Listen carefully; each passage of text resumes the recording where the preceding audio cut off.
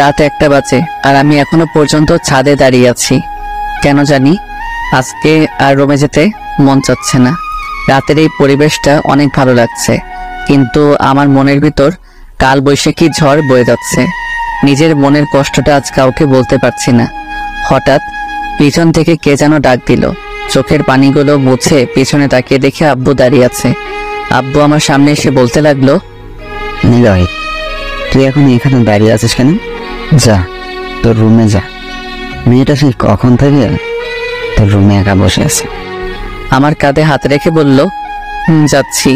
আমি যেই আসতে যাব আব্বু আবার বলল, দেখ বাবা, মেয়েটা অনেক ভালো, ও তোকে অনেক সুখে রাখবে। আমি কিছু বললাম না, কারণ কিছু বলার মতো ভাষা নেই। তাই একটা শুকনো হাসি দিয়ে ছাদ থেকে নেমে রুমে চলে আসলাম। দরজার সামনে দাঁড়িয়ে আছি আর ভাবছি আজকে কি থেকে কি হয়ে গেল। একটা দীর্ঘ নিঃশ্বাস ছেড়ে রুমের দরজা খুলে ভিতরে আসলাম। রুমের লাইট অফ করা ছিল, তাই লাইট অন করে যে খাটের দিকে তাকালাম তেমনি আমার পা কাঁপাকাঁপি শুরু হয়ে গেল। কারণ যে মেয়ের সাথে আমার বিয়ে হয়েছে সে মেয়েটা খাটে বসে এক পায়ের উপর আরেক পা রেখে ডান হাতে একটা রিভলভার নিয়ে বসে আছে, আর রিভলভারটা আমার দিকে মুখ করে ধরে আছে। আমার অবস্থা একেবারে খারাপ হয়ে গেছে। তবুও ভয়ে জিজ্ঞেস করলাম, আপনি এটা কই পাইছেন?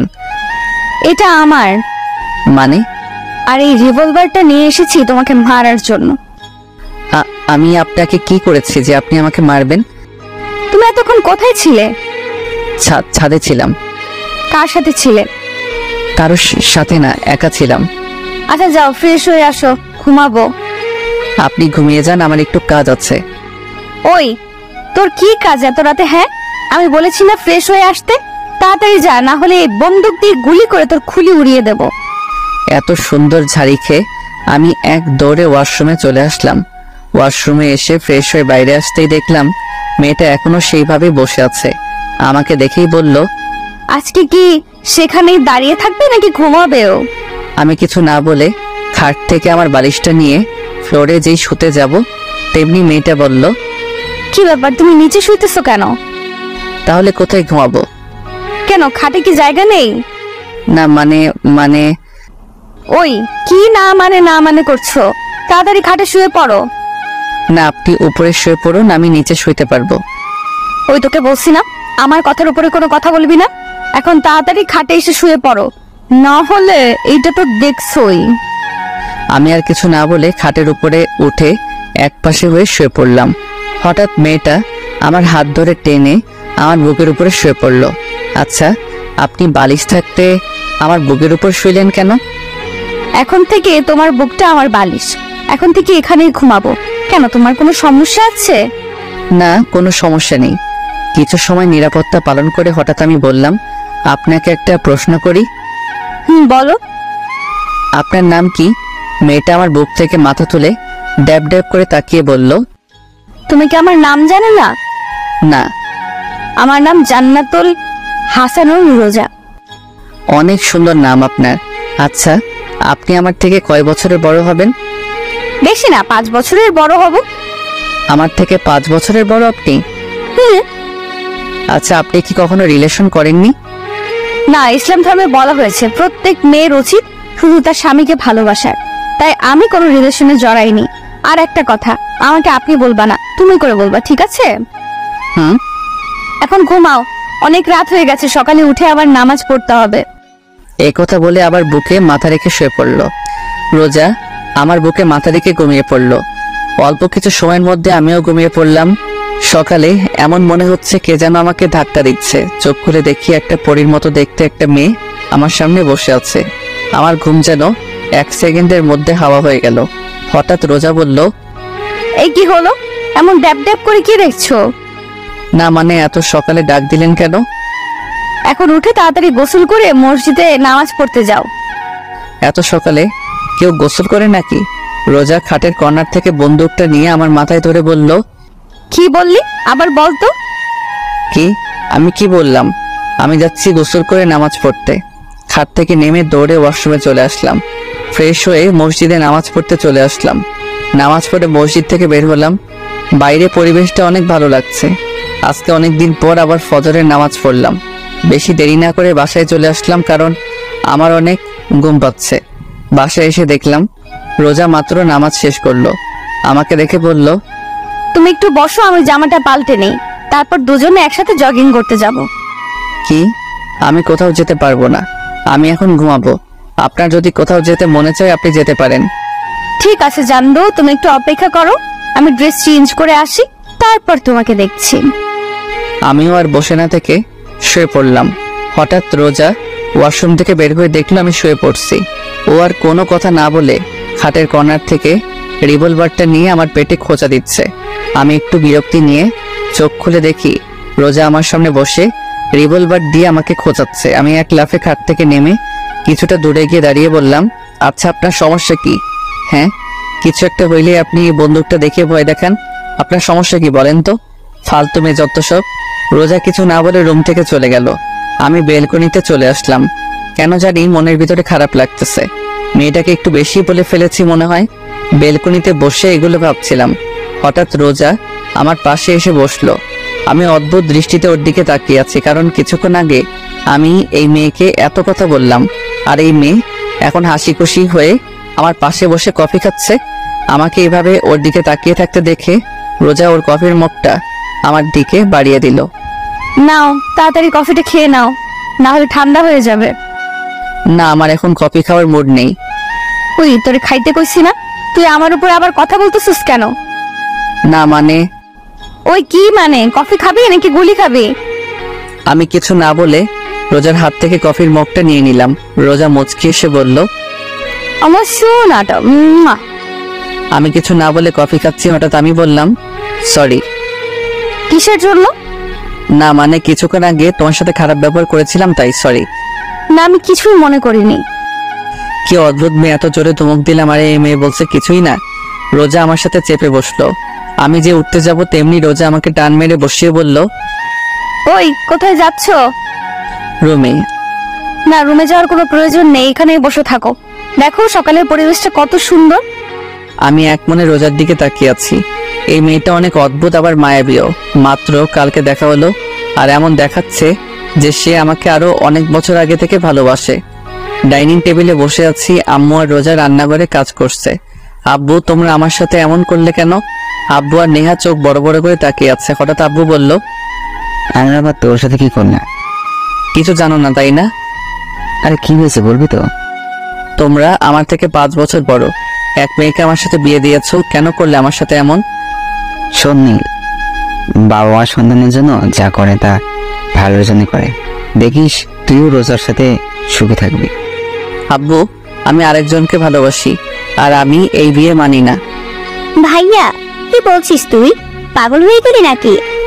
দেখো নীল, বিয়ে কোনো ছেলে খেলা না, বুঝলে?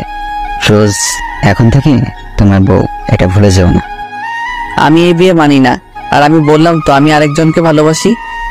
তুমি যে মেয়েকে ভালোবাসো সেই মেয়ে একটা বাজে মেয়ে। রাস্তায় রাস্তায় ছেলেদের সাথে চলাফেরা করে, ও তোমাকে নিয়ে খেলছে। আর আমি কিছু বলতে যাব ঠিক সে সময় আম্মু আর রোজা রান্নাঘর থেকে নাস্তা তৈরি করে নিয়ে আসলো। রোজা এসে আমার পাশে বসলো। সবাই একসাথে নাস্তা খাওয়া শুরু করলাম। সবাই কথা বলতেছে কিন্তু আমি কোনো কথা বলতেছি না, কারণ আমার তাদের সাথে কথা বলার কোনো মুড নাই। তাই আমি আমার মতো খেয়ে বাইরে চলে আসলাম। আমি আড্ডাখানে আসতেই আমার বন্ধুরা নাইম, তানভীর, সাকিব চায়ের দোকানে বসে আছে। ওদের সামনে আসতেই, কিরে, কালকে আমাদের কিছু না বলেই ভার্সিটি থেকে এইভাবে চলে আসছিলি কেন? না মানে পরিবারের একটু সমস্যা হয়েছিল তাই আর কি। আচ্ছা, রিয়ার সাথে কি তোর কোনো কথা হয় নাই? কাল থেকে ও আমাদের কল দিচ্ছে তোর কথা জিজ্ঞেস করার জন্য, আর আমরাও তোকে কল দিলাম কিন্তু তোর ফোন বন্ধ দেখাচ্ছে। কালকে রাগের মাথায় মোবাইল ভেঙে ফেলেছিলাম। না মানে মোবাইলে চার্জ ছিল না হয়তো। আচ্ছা আগে এটা বল, তোরা আজকে আমাকে এত কথা জিজ্ঞেস করছিস কেন? না মানে তুই তো কোনোদিন এমন করিসনি তাই। আচ্ছা বাদ দে, ওদের সাথে আর কিছু সময় আড্ডা দিতে দিতে দুপুর হয়ে গেল। যখন নামাজ পড়ে বাসায় আসলাম, বাসায় আসতেই আমি আমার মোবাইলটা খুঁজতেছি কিন্তু কোনো জায়গায় পাইনি। শেষমেশ আর না পেরে নেহার রুমে আসলাম। নেহার রুমে এসে দেখে ও পড়তেছে। আমি ওর রুমের ভিতরে ঢুকে ওর সামনে গিয়ে ওর মাথায় আস্তে একটা থাপ্পড় মারলাম। নেহা পড়া বাদ দিয়ে রাগী লোক নিয়ে আমার দিকে তাকালো। কি চাই? কালকে যে আমি আমার মোবাইলটা ভেঙেছিলাম ওটা তো কালকে আমার রুমে ছিল, কিন্তু এখন পাচ্ছি না। বল না, তুই কি কিছু জানিস নাকি? বললে আমি কি পাবো? তোর কি লাগবো?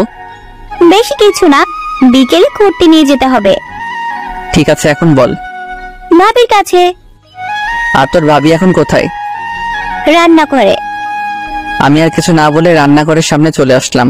রান্নাঘরের সামনে এসে দেখি রোজা একটাই রান্না করছে। আমি রান্নাঘরে ঢুকে পড়লাম। কেমনে যেন রোজা রান্নাঘরে কারো উপস্থিতি টের পেয়ে তাড়াতাড়ি পিছনে করে তাকালো। রোজা আমাকে দেখে বলল, সকাল থেকে এই পর্যন্ত কোথায় ছিলে? বন্ধুদের সাথে। নামাজ পড়ছিলা? আমার একটা কথা ছিল। বলো। আমার মোবাইলটা কোথায়? বলবো, তার আগে আমার একটা শর্ত আছে। বলো কি? আমাকে এখন পেছন থেকে জড়িয়ে ধরো, তাহলে বলবো। কি পাগল হয়ে গিয়েছো নাকি? যত তাড়াতাড়ি ধরবে তত তাড়াতাড়ি মোবাইল পেয়ে যাবে। আমি পারবো না, অন্য কিছু বলো। তোমার ইচ্ছে, না ধরলে নাই, আমার কিচ্ছু যায় আসে না। কেউ এসে গেলে খারাপ হয়ে যাবে। ওই কে কি বললো? হ্যাঁ, তুই কি অন্য কোনো মেয়েকে জড়িয়ে ধরবি যে কেউ দেখলে খারাপ ভাববে? এখন চুপচাপ দাঁড়িয়ে না থেকে তুই তোর কাজ কর, না হলে চিৎকার করে সবাইকে বলবো তুই আমাকে নির্যাতন করছিস। রান্না করা বাদ দিয়ে পিছনে করে রাগী লোক নিয়ে বলল, শুরু হয়ে গেছে ছেড়ে দেওয়া। আই, কি বিড়বিড় করছিস? আবার পিছনে করে ওর কাজ করতে করতে বলল। আমি আর কিছু না বলে রোজার পিছনে গিয়ে ওর দুই কাঁধে হাত দিয়ে রেখেছি। রোজা আমার হাতের স্পর্শ পেয়ে কিছুটা কেঁপে উঠলো।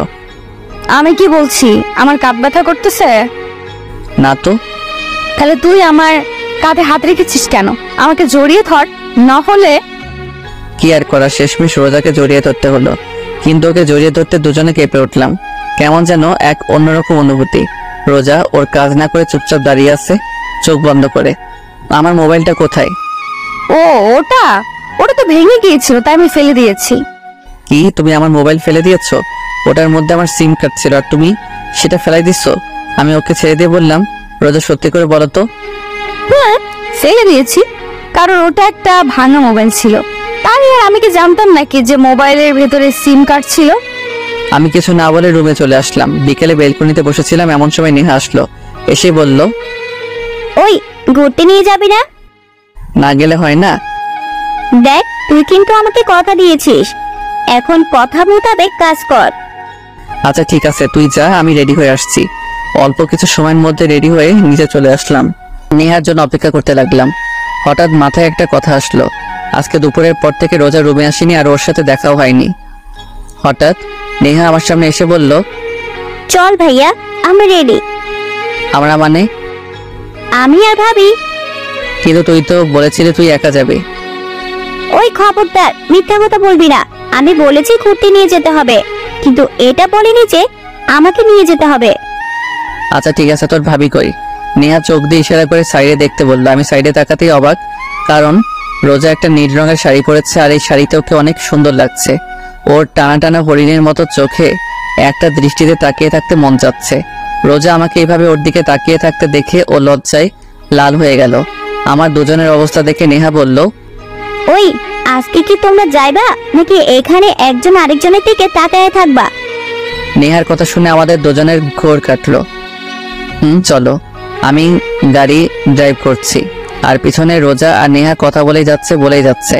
থামার কোনো নামই নেই। ওদের কথা শুনে মন চাচ্ছে গাড়ি থেকে লাফ দিই।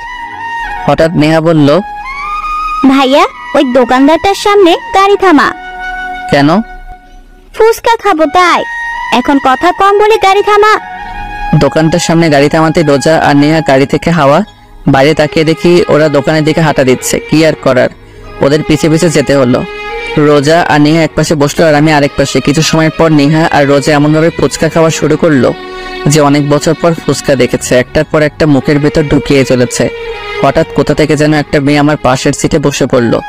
রোজা আর নেহা খাওয়ার মধ্যেই ব্যস্ত আর আমি ড্যাব ড্যাব করে মেয়েটার দিকে তাকিয়ে আছি। মেয়েটার গায়ের রং ফর্সা। মেয়েটা একটা কালো রঙের শাড়ি পরেছে, হাতে কালো চড়ি, কপালে কালো টিপ। মেয়েটাকে অনেক সুন্দর লাগছে। হঠাৎ মেয়েটা আমাকে বলল, আচ্ছা, আপনি কি সিঙ্গেল? আমি আপনাকে অনেক ভালোবেসে ফেলেছি। আমি রোজ আর নেহার দিকে তাকিয়ে দেখি নেহা ফুচকা না খেয়ে ড্যাব ড্যাব করে মেয়েটার দিকে তাকিয়ে আছে, কিন্তু রোজা চুপচাপ ফুচকা খেয়ে যাচ্ছে। আমি পুরো অবাক হয়ে গেলাম। স্ত্রীর সামনে নিজের স্বামীকে অন্য মেয়ে প্রপোজ করছে, আর এই মেয়ে কোনো কিছু না করে ফুচকা খাচ্ছে। কি অদ্ভুত মেয়ে।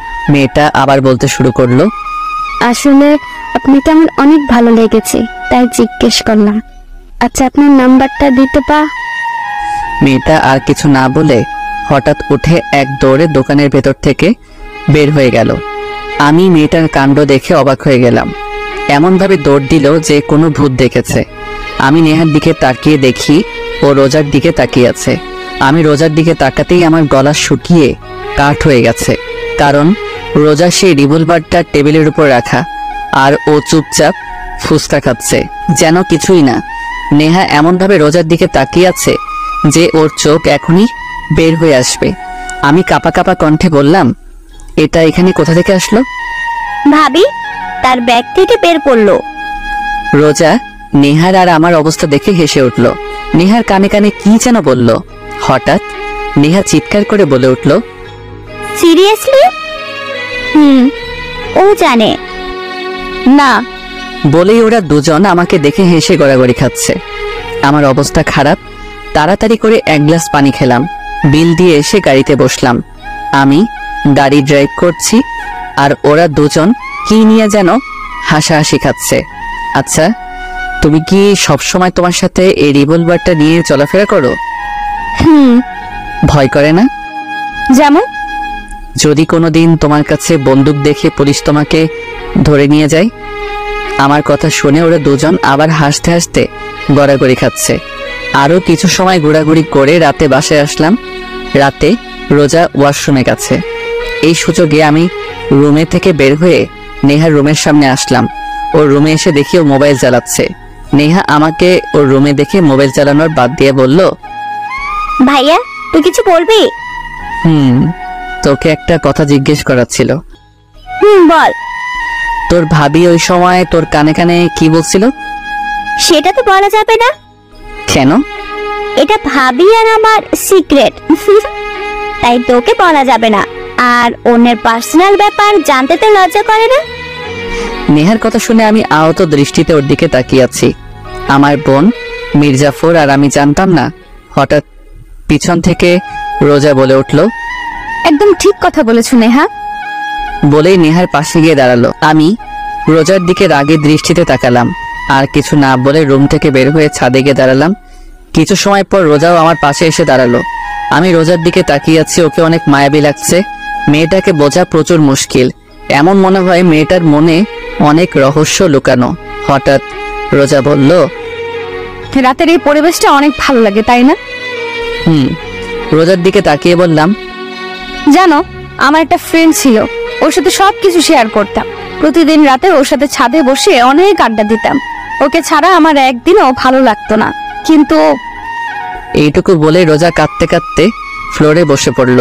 ও এমন ভাবে কান্না করছে যে ও ওর জীবন থেকে বেশ মূল্যবান কিছু হারিয়ে ফেলেছে। ওর এইভাবে কান্না কেন যেন আমার আর সহ্য হচ্ছে না।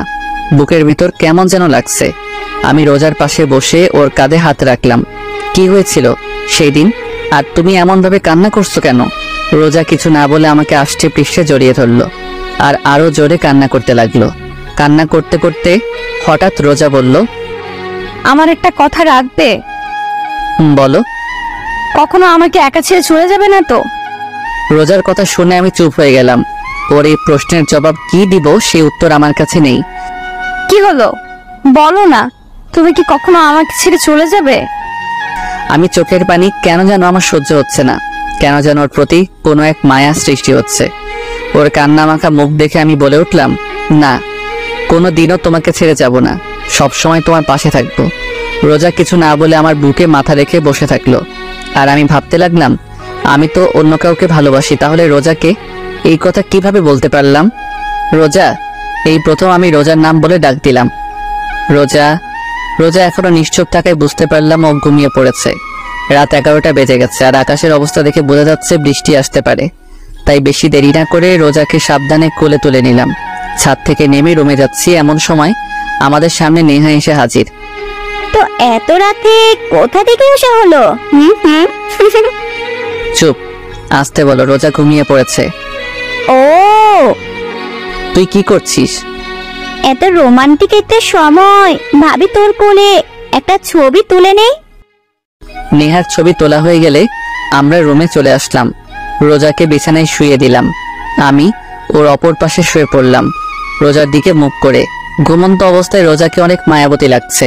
কান্না করার ফলে ওর দু চোখ ফুলে গেছে, নাক লাল হয়ে গেছে। ওকে দেখে আমার এক অন্যরকম অনুভূতি কাজ করছে। কেন যেন এখন আর রিয়ার কথা মনে পড়ছে না। মন চাচ্ছে রোজার সাথেই থাকি সব সময়। এইসব ভাবতে ভাবতে কখন যে ঘুমিয়ে পড়লাম মনে নেই। সকালে ঘুম থেকে উঠে দেখলাম রোজা আমার বুকের উপরে মাথা রেখে গুটিসুটি মেরে শুয়ে আছে। রোজাকে বুকের উপর থেকে সরিয়ে একপাশে শুয়ে দিলাম। আমি উঠে ওয়াশরুমে চলে আসলাম। কিছু সময় পর ফ্রেশ হয়ে নিচে আসলাম। কি রে, রোজা কোথায়? ও ঘুমাচ্ছে। ও, তুই এখন কি ভার্সিটিতে যাবা? হুম, নেহা কি যাবে না? নেহা তো ওর ফ্রেন্ডদের সাথে চলে গেছে। ও, কিছু সময় পর ভার্সিটির উদ্দেশ্যে রওনা দিলাম। কিছু সময়ের মধ্যে ভার্সিটি পৌঁছে গেলাম। ভার্সিটির ভিতর ঢুকতে কোথা থেকে যেন রিয়া দৌড়ে এসে আমাকে জড়িয়ে ধরলো আর বলতে লাগলো, ওই, কালকে কোথায় ছিলে আর তোমার মোবাইল বন্ধ কেন? রিয়ার এইভাবে জড়িয়ে ধরা আমার কেন যেন ভালো লাগছে না। ওকে এক ঝটকায় নিজের থেকে ছাড়িয়ে নিয়ে বললাম, একটু প্রবলেম হয়েছিল তাই আর কি। তো আমি কি কিছু হেল্প করতে পারবো নাকি? না, দরকার নেই, এখন চলো ক্লাসে যাই। না, আজকে গল্প করবো, চলো। না, আমার এখন গল্প করার কোনো মুড নেই। না, তোমাকে বলছি না, এখন গল্প করবো, চলো। আমি রিয়ার হাত থেকে আমার হাত এক টান দিয়ে ছাড়িয়ে নিয়ে বললাম, এত বায়না করো কেন? আমি বললাম না আমার এখন তোমার সাথে গল্প করার মুড নেই। সরি। রিয়া কিছু না বলে সেখান থেকে চলে গেল। আর আমি ভাবতে লাগলাম আজ এই প্রথম আমি রিয়ার সাথে এমন ব্যবহার করলাম, কিন্তু কেন করলাম তা অজানা। অনেক সময় খোঁজার পর এক ক্যাম্পাসের এক কোনো আম গাছের নিচে বসে আছে। আমি রিয়ার সামনে গিয়ে দাঁড়ালাম। অনেকক্ষণ হয়ে গেল কিন্তু রিয়া এখনো পর্যন্ত নিচের দিকে তাকিয়ে আছে। আমি আর না পেরে রিয়ার সামনে বসে পড়লাম। সরি বললাম তো। আমার আপনার সরি লাগবে না, আপনি এখন আসতে পারেন। না, আমি এখন আমার জানের সাথে গল্প করব। দরকার নেই আপনার গল্প। আমি রিয়ার পাশে বসে রিয়ার মাথা ধরে আমার কাঁধে রাখলাম। রিয়া আমার কাঁধে মাথা রেখে চুপচাপ বসে আছে। এখন কি কোনো কথা না বলার প্রতিজ্ঞা করেছো? ঠিক আছে, আমি কোনো কথা বলবো না।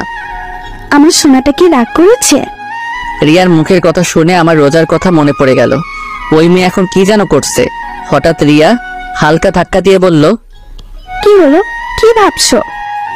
না কিছু, রিয়ার সাথে গল্প করছি। হঠাৎ ক্যাম্পাসে পুলিশের গাড়ি ঢুকলো। ক্যাম্পাসের সবাই গাড়ির দিকে তাকিয়ে আছে। হঠাৎ পুলিশের গাড়ির ভিতর থেকে একজন লোক বের হয়ে আমাদের দিকে আসতে লাগলো। আমি আর রিয়া কিছুটা ভয় পেয়ে গেলাম। লোকটা সামনে এসে বলল, আপনাকে ম্যাডাম ডেকেছে। আমি কি করেছি যে আপনার ম্যাডাম আমাকে ডেকেছে? সেটা না হয় ম্যাডামের কাছ থেকেই শুনে নিয়েন। বলে আমার হাত ধরে টেনে নিয়ে যেতে লাগলো যেন আমি কোনো আসামি। পুরো ক্যাম্পাসের সবাই আমার দিকে তাকিয়ে আছে আর ভয়ে আমার গলা শুকিয়ে কাট, হার্টবিট কয়েক গুণ গতিতে লাফাতে লাগলো। লোকটা পুলিশের গাড়ির সামনে এসে বলল, ম্যাম, নিয়ে এসেছি। গাড়ির ভিতরে যে বসেছিল তাকে বলল। আপনি এখন যেতে পারেন। লোকটা চলে গেল। গাড়ির ভিতরে যে মেয়েটা বসেছিল তাকে দেখে আমার মাথায় আকাশ ভেঙে পড়ল। আমার গলা দিয়ে কোনো কথা বের হচ্ছে না। তারপরেও কাপা কাপা গলায় বললাম, তুমি? তো এখানে কি অন্য কেউ থাকার কথা ছিল নাকি? পুলিশ থাকার কথা। তুমি গাঁজা টাজা খাইছো নাকি? না, কেন? তাহলে তুমি কি আমার শরীরে পুলিশের ইউনিফর্ম পরা তাকে দেখো না? তাহলে তুমি কি আসলে পুলিশ? কোন পোস্টে? ওসি। আচ্ছা, তুমি কি এখন গোয়েন্দাদের মতো শুধু প্রশ্নই করে যাবে নাকি গাড়িতে উঠে বসবে? দেখো, পুরো ক্যাম্পাসের সব লোক আমাদের দিকে তাকিয়ে আছে। রোজার কথা শুনে আশেপাশে তাকিয়ে দেখি সবাই আমাদের দিকে তাকিয়ে আছে। রিয়ার দিকে তাকিয়ে দেখি ও ওখানেই থ মেরে দাঁড়িয়ে আছে। আমি কোনো কথা না বলে গাড়িতে উঠে বসলাম। রোজা ড্রাইভ করছে আর আমি চুপচাপ ড্যাপ ড্যাপ করে রোজার দিকে তাকিয়ে আছি। রোজাকে এই ড্রেসে এক কথায় অসাধারণ লাগছে।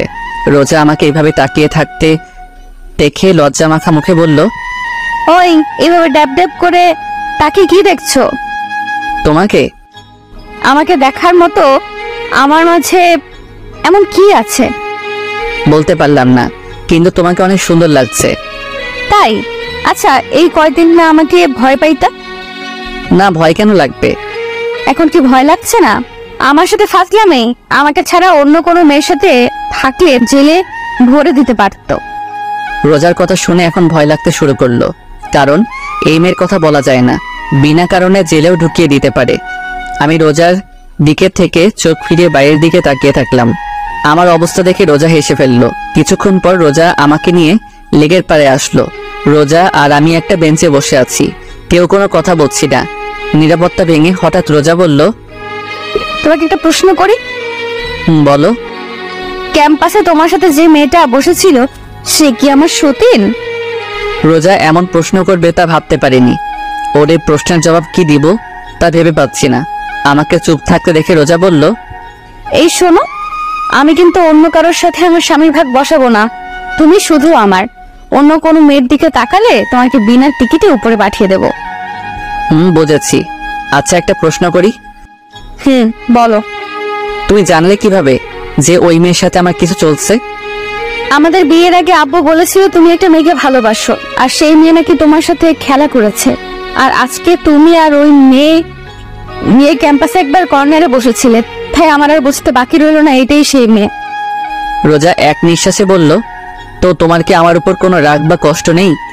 রাগ বা কষ্ট থাকবে কেন? এই যে তোমার স্বামী যে অন্য মেয়ের সাথে বসেছিল, রোজার মনের কথা জানার জন্য বললাম। আমি কি মানুষ নাকি যে আমার কষ্ট থাকবে? এখন চলো, এখানে ভালো লাগছে না। বলেই রোজা সেখান থেকে উঠে গাড়িতে গিয়ে বসলো। রোজার আচরণ দেখে বুঝলাম ও অনেক কষ্ট পেয়েছে। কেন যেন এই মেয়েকে বুঝতে পারছি না, পুরো অদ্ভুত একটা মেয়ে। আমি গিয়ে রোজার পাশে বসলাম। রোজা কিছু না বলে চুপচাপ ড্রাইভ করতে লাগলো। আমার নিজের ভিতর কেমন যেন একটা গিল্টি ফিল হতে লাগলো। রোজাকে কি বলবো তা খুঁজে পাচ্ছি না। হঠাৎ রোজা একটা মলের সামনে গাড়ি থামিয়ে বলল, নামো। আমরা এখানে কেন এসেছি? ওই, তুই নামবি নাকি অন্য কোনো পদক্ষেপ নিব? আমি কিছু না বলে গাড়ি থেকে নেমে রোজার পিছনে পিছনে চুপচাপ হাঁটছি। হঠাৎ রোজা একটা মোবাইলের শোরুমে ঢুকলো। আমি একটু দাঁড়িয়ে ভাবলাম রোজা এখানে কেন এসেছে। কিছু না ভেবে দোকানের ভিতরে ঢুকে পড়লাম। রোজা একটা মোবাইল সিম কার্ড কিনলো। আমি চুপচাপ দেখে যাচ্ছি। মোবাইলটা দেখে আমার লোভ এসে পড়লো, মন চাচ্ছে যদি এই মোবাইলটা আমার হতো। রোজা বিল পেমেন্ট করে আবার বেরিয়ে পড়লো। আমিও রোজার পিছে পিছে বের হয়ে গাড়িতে বসলাম। কিছুক্ষণ পর রোজা একটা রেস্টুরেন্টের সামনে গিয়ে গাড়ি থামালো। আমার দিকে তাকাতেই আমি গাড়ি থেকে নেমে পড়লাম। রোজা আর আমি রেস্টুরেন্টে থেকে লাঞ্চ করলাম, কিন্তু রোজা আমার সাথে কোনো প্রকার কথাও বলেনি। আর একটা লজ্জাজনক কথা, সব পেমেন্ট রোজাই করেছে, কারণ আমি বেকার। কিছু সময় পর দুজনেই বাসায় চলে আসলাম। বাসায় আসতেই আম্মু রোজাকে ডাকলো। রোজা কিছু না বলে রুমে চলে গেল। আম্মু আমাকে দেখে আমার সামনে এসে বলল, কি রে রোজার আবার কি হলো? কই কিছু না তো। দেখ নীল, আমার সাথে মিথ্যা কথা বলবি না, বল কি হয়েছে? ও আমার সাথে একটু রাগ করেছে, এটুকুই। আর কি নিয়ে রাগ করেছে? তেমন কিছু না, আমি এখন রুমে গেলাম বলে ওখান থেকে চলে আসলাম। রুমের সামনে এসে দেখি রোজা মার্কেট থেকে যেই মোবাইলটা কিনেছিল সেটা চালাচ্ছে। আমাকে দেখেও না দেখার ভান করে এক মনে মোবাইল চালাতে লাগলো। আমিও কিছু না বলে ওয়াশরুমে চলে গেলাম। ওয়াশরুমে এসে ভাবতে লাগলাম যে ওর রাগ ভাঙানো যায় কিভাবে, কিন্তু কোনো আইডিয়া পেলাম না। ওয়াশরুম থেকে বের হয়ে দেখলাম রোজা আগের মতোই খাটে বসে মোবাইল গোতাচ্ছে। আমি চুপচাপ রোজার পাশে গিয়ে বসে থাকলাম, কিন্তু এই মাইয়ার সেই জায়গায় কোনো খেয়ালই নাই। আমি ড্যাব ড্যাব করে ওর দিকে তাকিয়ে আছি আর ও এক মনে মোবাইলের দিকে। আমি এইবার মাথা নিচু করে বসে রইলাম। হঠাৎ রোজা আমার দিকে ঘুরে বসে একটা মোবাইল বাড়িয়ে দিল। আমি ড্যাব ড্যাব করে ওর দিকে তাকিয়ে আছি। আমাকে এইভাবে তাকিয়ে থাকতে দেখেও বলল, এইভাবে তাকানোর কিছুই নেই, তোমার মোবাইল নেই সেই জন্য এটা তোমাকে দিলাম। রোজার দিকে তাকিয়ে মনে মনে বললাম, কিপটুস কিপটা, ও আমাকে ওর পুরনো মোবাইলটা ধরিয়ে দিল। আর আমি ভেবেছিলাম ও আমাকে এই নতুন মোবাইলটা দিবে। আমি মুখ কালো করে রোজার দিকে তাকিয়ে আছি, আর রোজা এই ইমোজির মতো আমার দিকে তাকিয়ে আছে। আমি রোজার হাত থেকে মোবাইলটা নিয়ে নিলাম। হঠাৎ রোজা আমাকে বলল, একটু সামনে এসো, তোমাকে একটা কথা বলার ছিল। আমি রোজার দিকে একটু আগাতেই রোজা বলল, জানো, এই মোবাইলটা আমার অনেক দিন ধরে কেনার শখ ছিল, তাই এটা আমি রেখে দিলাম। আর আমার এই মোবাইলটা যখন পুরাতন হয়ে গেছে তাই এটা তুমি রেখে দাও। রোজার কথা শুনে আমি হেসে উঠলাম। রোজা আমার দিকে অদ্ভুত দৃষ্টিতে তাকিয়ে আছে। হাসছো কেন? তুমি তোমার মোবাইলটা দিয়ে অনেক বড় উপকার করলা। মানে? তুমি তো আমাকে তোমার মোবাইল দিয়ে দিলে, তাই এখন আর মোবাইল কেনার কোনো প্রয়োজন নেই। আর আব্বু তো জানে যে আমার মোবাইল নেই, আর আব্বুর থেকে মোবাইল কেনার জন্য ফাও টাকা পাবো, বুঝেছো? কিন্তু এই মাইয়া কি পাগল হয়ে গেল নাকি? রোজা হাসতে হাসতে বিছানায় গড়াগড়ি খাচ্ছে, কিন্তু আমি কিছুই বুঝতে পারছি না এখানে হাসার কি আছে। হাসছো কেন? দাঁড়াও, আগে হেসে নেই, তারপর বলছি। আমি কি কোনো যোগ করেছি? কি? রোজা একটু হাসি থামিয়ে বলল, তোমার মতে আমি কি আমার টাকা দিয়ে এই মোবাইলটা কিনেছি? হুম। এই মোবাইল কেনার টাকা আব্বু আমাকে দিয়েছে, আর বলেছিল তোমাকে একটা ভালো মোবাইল কিনে দিতে। এখন হয়তো বুঝেছো। বলেই আবার হাসতে লাগলো। তোমার আব্বু টাকা দিয়েছিল আমাকে মোবাইল কিনে দিতে? তোমার আব্বু দিয়েছে। আমি বুকে হাত দিয়ে বিছানায় চিত হয়ে শুয়ে পড়লাম আর বলতে লাগলাম, আমার টাকা আমার মোবাইল অনেক বড় একটা শখ খেয়েছি। আমার অবস্থা দেখে রোজা আমার সামনে এসে বলল, কি হয়েছে তোমার? এমন করছো কেন? আমার টাকা আমার মোবাইল। আচ্ছা, টাকার বদলে অন্য কিছু দিয়ে হবে নাকি? ওই মোবাইলটা আমাকে দিলে খুশি হতাম। না, তা হবে না, অন্য কিছু লাগলে বলো। না, আমার অন্য আর কিছু লাগবে না। বলে যেই উঠতে যাব, রোজা আমার বাম হাত ধরে টান মেরে আবার শুয়ে দিয়ে আমার বুকের উপর উঠে বসলো আর বলতে লাগলো, ওই কই যাচ্ছ? ও ওয়াশরুমে যাচ্ছিলাম। কিছু সময় আগে না ওয়াশরুমে গিয়েছিলে? আবার যেতে মন চাচ্ছিল। কেন, ওয়াশরুমে কি ওই ডাইনি বুড়ি রিয়া আছে নাকি? কি বললি? আবার বলতো। না মানে কি না মানে বলছিস, ভালো মতো বল। আমি যেই কিছু বলতে যাব তার আগেই রোজা ওর মুখ আমার মুখের সামনে নিয়ে আসলো। রোজার নিঃশ্বাস আমার মুখে পড়ছে আর আমার নিঃশ্বাস রোজার মুখে। রোজা কিছুটা কেঁপে উঠলো। ও এক দৃষ্টিতে আমার চোখের দিকে তাকিয়ে আছে। আমি চোখ সরিয়ে নিলাম। যেই রোজাকে সরাতে যাব তার আগেই রোজা আমার ঠোঁটের ওইতে নিয়ে নিল। প্রায় 6 মিনিট পাগলের মতো কিস করার পর হঠাৎ আমার নিঃশ্বাস বন্ধ হয়ে যাচ্ছে, তাই রোজাকে ধাক্কা দিয়ে সরিয়ে ফেললাম। দুজনেই হাঁপাতে লাগলাম। রোজা বলল, ওই তুমি আমাকে সরালে কেন? এমন পাগলের মতো কেউ কাউকে কিস করে? আর একটু হলেই তো মরে গিয়েছিলাম। আমার স্বামীকে আমি মেরে ফেলবো, কিস করবো, তাতে তোমার কি? আচ্ছা, তোমার কি লজ্জা করে না? কেন লজ্জা করবে? তোমার থেকে বয়সে একটা ছোট ছেলেকে কিস করতে? আর এই বয়সে কম ছেলেটা আমার স্বামী, তাই আমার যা মন চাইবে আমি তাই করব। বলেই রোজা চলে গেল আর আমি ছাদে চলে আসলাম। ছাদে এক কর্নারে দাঁড়িয়ে ভাবতে লাগলাম, এখন মনে হচ্ছে রোজার জন্য আমার মনে ভালোবাসা জন্ম নিয়েছে। ওর এই পাগলামোগুলো কেন যেন ভালো লাগছে। তাহলে কি আমি রোজাকে ভালোবেসে ফেলেছি? কিন্তু আমি তো রিয়াকে ভালোবাসি। রাতে সবার সাথে খাওয়া দাওয়া করে রুমে এসে খাটে বসে রোজার দেওয়া মোবাইলটা হাতে নিয়ে দেখতে লাগলাম আর ভাবছি মোবাইলটা চালু করব নাকি। বেশি কিছু না ভেবে মোবাইলটা অন করলাম। মোবাইলের ওয়ালপেপার দেখে আমি একটু অবাক হলাম, কারণ সেদিন রাতে নেহা আমার আর রোজার যে ছবিটা তুলেছিল সেটা দিয়ে রেখে, তার মানে সেই রাতের ঘটনা রোজা নেহার থেকে শুনেছে। ওসব ভাবছি, হঠাৎ রোজা রুমে ঢুকলো। কিছু না বলে রুমের দরজা লাগিয়ে আমার সামনে এসে বলল, আমি এখন ঘুমাবো। তো ঘুমিয়ে যাও, আমি কি তোমাকে ধরে রেখেছি নাকি? তুমি কি ঘুমাবে না? তাহলে ঘুমাও, এত রাতে ফোন চালাচ্ছ কেন? তুমি ঘুমিয়ে পড়ো, আমি একটু পর ঘুমাবো। বুঝেছি, ভালোভাবে বললে হবে না। বলেই রোজা খাটের উপরে উঠে আমার হাত থেকে মোবাইলটা নিয়ে নিল। আমি শুধু নির্বাক দর্শক হিসেবে তাকিয়ে আছি। মোবাইলটা সাইডে রেখে আমার হাত টান মেরে শুয়ে দিয়ে ও আমার বুকের উপর শুয়ে পড়ল। আমি এখনো নির্বাক দর্শক হিসেবে তাকিয়ে আছি। এটা কি হলো? কোথায় আবার কি হলো? তুমি আমার উপর কেন শুয়েছ? বিছানায় তো বালিশ আছে, ওখানে সব। আমার বালিশ শুধু তুমি। হ্যাঁ নয় হ্যাঁ। এখন কথা কম বলে শুয়ে পড়ো, অনেক রাত হয়েছে। আমি আর কিছু বললাম না, কারণ এই মেয়ের সাথে কথায় পেরে ওঠা অসম্ভব। কিছুক্ষণের মধ্যে আমরা ঘুমিয়ে পড়লাম। সকালে ঘুম থেকে উঠে দেখলাম রোজা প্রতিদিনের মতো আমার বুকের উপর মাথা রেখে শুয়ে আছে। আজকে কেন জানি ওর এইভাবে শুয়ে থাকা আমার ভালো লাগছে। আমার ডান হাতটা দিয়ে ওর মুখের উপর আসা চুলগুলো ওর কানের পিছনে গুঁজে দিলাম। ও কিছুটা নেড়ে উঠলো। কিছুক্ষণ এক দৃষ্টিতে ওর দিকে তাকিয়ে থাকলাম। ওকে অনেক রূপবতী দেখাচ্ছে। রোজাকে সাবধানে বুকের উপর থেকে উঠিয়ে সাইডে শুয়ে দিলাম। আমি উঠে ফ্রেশ হয়ে নাস্তা করে ভার্সিটির উদ্দেশ্যে বেরিয়ে পড়লাম। রিয়াকে কি বলবো তা ভাবতে ভাবতে ভার্সিটির সামনে চলে আসলাম। ভার্সিটির সামনে আসতে দেখলাম রিয়া গেটের সামনে দাঁড়িয়ে আছে।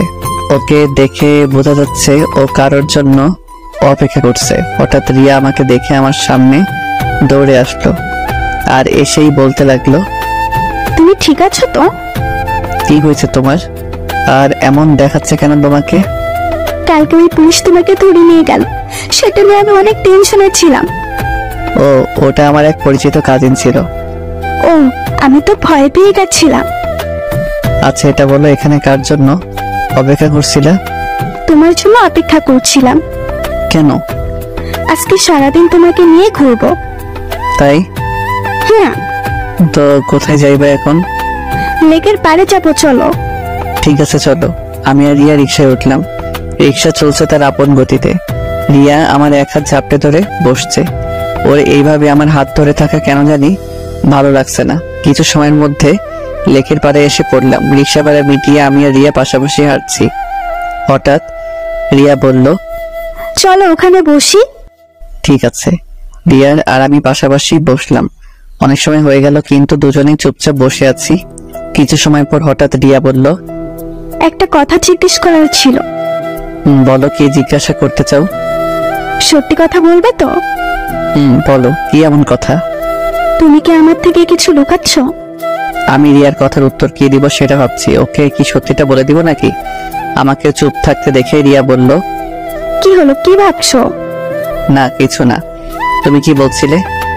আমি বলছিলাম যে তুমি কি আমার থেকে কিছু লুকাচ্ছ? না মানে আমি আবার তোমার থেকে কি লুকাবো? না মানে তুমি কিছুটা বদলে গেছো, আগের মতো আর নেই। আমি আগের মতোই আছি। আচ্ছা বাদ দাও এই টপিক। দুজনে আবার চুপ হয়ে গেলাম, কেউ কোনো কথা বলছি না।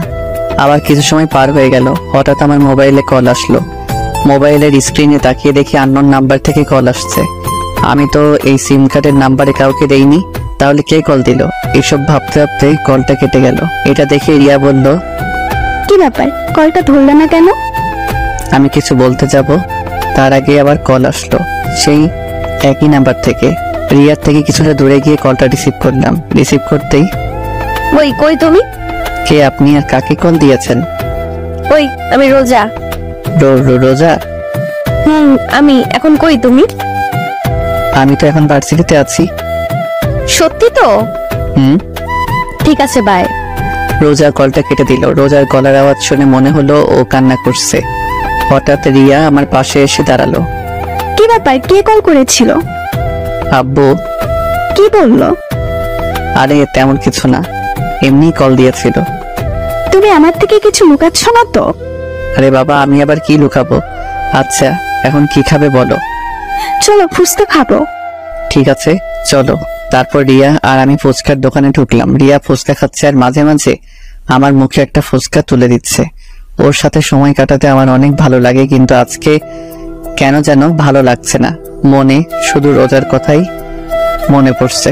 হঠাৎ মনে পড়লো এতক্ষণে তো ভার্সিটির সময় শেষ। হঠাৎ আমার মোবাইলে আবার কার যেন কল আসলো। পকেট থেকে মোবাইলটা বের করে স্ক্রিনে তাকিয়ে দেখি রোজা আবার কল করেছে। কিছু না ভেবে কলটা কেটে দিলাম। কলটা কেটে দিয়ে রিয়াকে বললাম, রিয়া আমার এখন যেতে হবে, একটা জরুরি কাজ আছে। না, আজকে আমরা সারাদিন ঘুরবো, তোমাকে আজকে সারাদিন আমার সাথে থাকতে হবে। রিয়া প্লিজ বোঝার চেষ্টা করো, আমার এখন যেতে হবে। রিয়া হালকা কেঁপে উঠলো, কারণ আমি কখনো ওর সাথে এভাবে কথা বলিনি। আচ্ছা ঠিক আছে যাও। আর সরি। আমি বুঝতে পারলাম ওর সাথে এমন ভাবে কথা বলা ঠিক হয়নি। আমি রিয়াকে বুকের সাথে জড়িয়ে ধরে বললাম, সরি, প্লিজ কষ্ট পেও না, একটু রাগ উঠে গিয়েছিল। প্লিজ সোনা, কথা বলো প্লিজ। তুমি বদলে গিয়েছো, তুমি আর আগের মতো নেই। বলেই রিয়া সেখান থেকে চলে গেল। আমি বিল পেমেন্ট করে দোকান থেকে বের হয়ে আসলাম। রাস্তায় এসে দাঁড়িয়ে আছি, নিজের উপর প্রচুর রাগ হচ্ছে, কিন্তু কারণ খুঁজে পাচ্ছি না। হঠাৎ আবার মোবাইলে রোজার কল আসলো। আমি কল রিসিভ করে বললাম, আচ্ছা কি সমস্যা আপনার বলেন তো? মানে?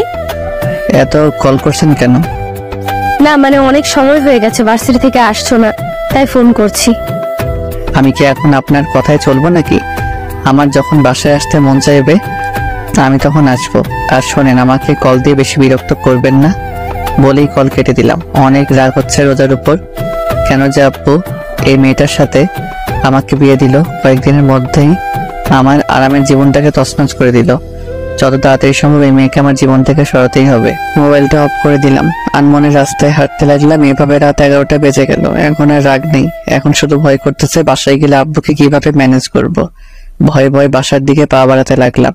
কিছু সময়ের মধ্যে বাসায় পৌঁছালাম। ডুপ্লিকেট চাবি দিয়ে বাসার দরজা খুলে টিপে টিপে হেঁটে হলরুমে সিঁড়িতে উঠতে যাব। হঠাৎ ডাইনিং টেবিলের দিকে চোখ যেতে দেখলাম রোজা চেয়ারে বসে টেবিলের উপরে মাথা রেখে শুয়ে আছে। ওকে দেখে মনে হচ্ছে ও অনেক সময় ধরে এখানে বসেছিল। ওর জন্য একটু খারাপ লাগলো। আস্তে আস্তে রোজার দিকে এগিয়ে গেলাম। রোজার পাশে টেবিলে বসে টেবিলে নক করলাম। 4 থেকে 5 বার টেবিলে আওয়াজ করার পর রোজার ঘুম ভাঙলো। হলরুমের লাইট জ্বালানোই ছিল। রোজার মুখ তুলতেই আমার কলেজা কেঁপে উঠলো, কারণ রোজার চোখের নিচে কালি পড়ে গিয়েছে। 2 চোখ একেবারে ফুলে গেছে, নাক ও গাল একেবারে লাল হয়ে আছে। যে মেয়েকে আমি সকালে ভালো দেখেছিলাম, সে মেয়ের অবস্থা দেখে আমার পায়ের নিচের থেকে মাটি সরে গেল। আমি এক দৃষ্টিতে রোজার দিকে তাকিয়ে আছি। হঠাৎ রোজা বলল, ও তুমি আসছো, বসো, তোমাকে খাবার দিচ্ছি। বলেই একটা প্লেটে খাবার বাড়তে শুরু করলো। আমি রোজাকে দেখে অবাক না হয়ে পারছি না, কারণ যেই মেয়ে আমাকে কথায় কথায় থ্রেট দিত, একটু ভুল করলে আমার অবস্থা টাইট করে দিত, আর আজ আমি সারাদিন বাইরে ছিলাম, ওর কলও রিসিভ করিনি। কোথায় ও আমার উপর রেগে থাকবে, কিন্তু তা না করে ও একেবারে শান্ত হয়ে আছে। আমার একটু ভয় হতে লাগলো, কারণ রোজার এই রূপ আমার মোটেও সুবিধার মনে হচ্ছে না। আর ওর চেহারার অবস্থা এমন কেন? হঠাৎ রোজা বলল, কি হলো, কি দেখছো? খাবার খাচ্ছ না কেন? আমি কিছু না বলে চুপচাপ খাবার খেতে লাগলাম। কি বলবো ওকে সেটাই ভেবে পাচ্ছি না, কারণ আজকে সকালে ওর সাথে যেভাবে কথা বলেছিলাম তা ভেবে বুঝতে পারছি কি থেকে কি শুরু করব। হঠাৎ আমি নিজের দিকে তাকিয়ে বলতে লাগলাম, সরি, আসলে আজকে তুমি যখন কল দিয়েছিলে তখন আমার মুড একটু খারাপ ছিল, আর শেষ সময় তুমি কল দিয়েছিলে, তাই তোমাকে একটু বেশি বলে দিয়েছিলাম। প্লিজ আমাকে মাফ করে দাও। আমি কথাগুলো বলতে বলতে রোজার দিকে তাকাতেই দেখি ও আবার টেবিলের উপর মাথা রেখে ঘুমিয়ে পড়েছে।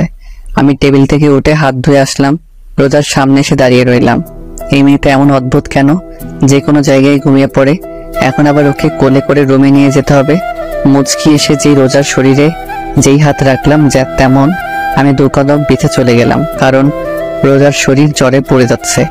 আমি অনেক ঘাবড়ে গেলাম। এখন কি করব কিছুই মাথায় আসছে না। আমি তাড়াতাড়ি করে রোজার কাছে গিয়ে ওকে কোলে তুলে নিলাম।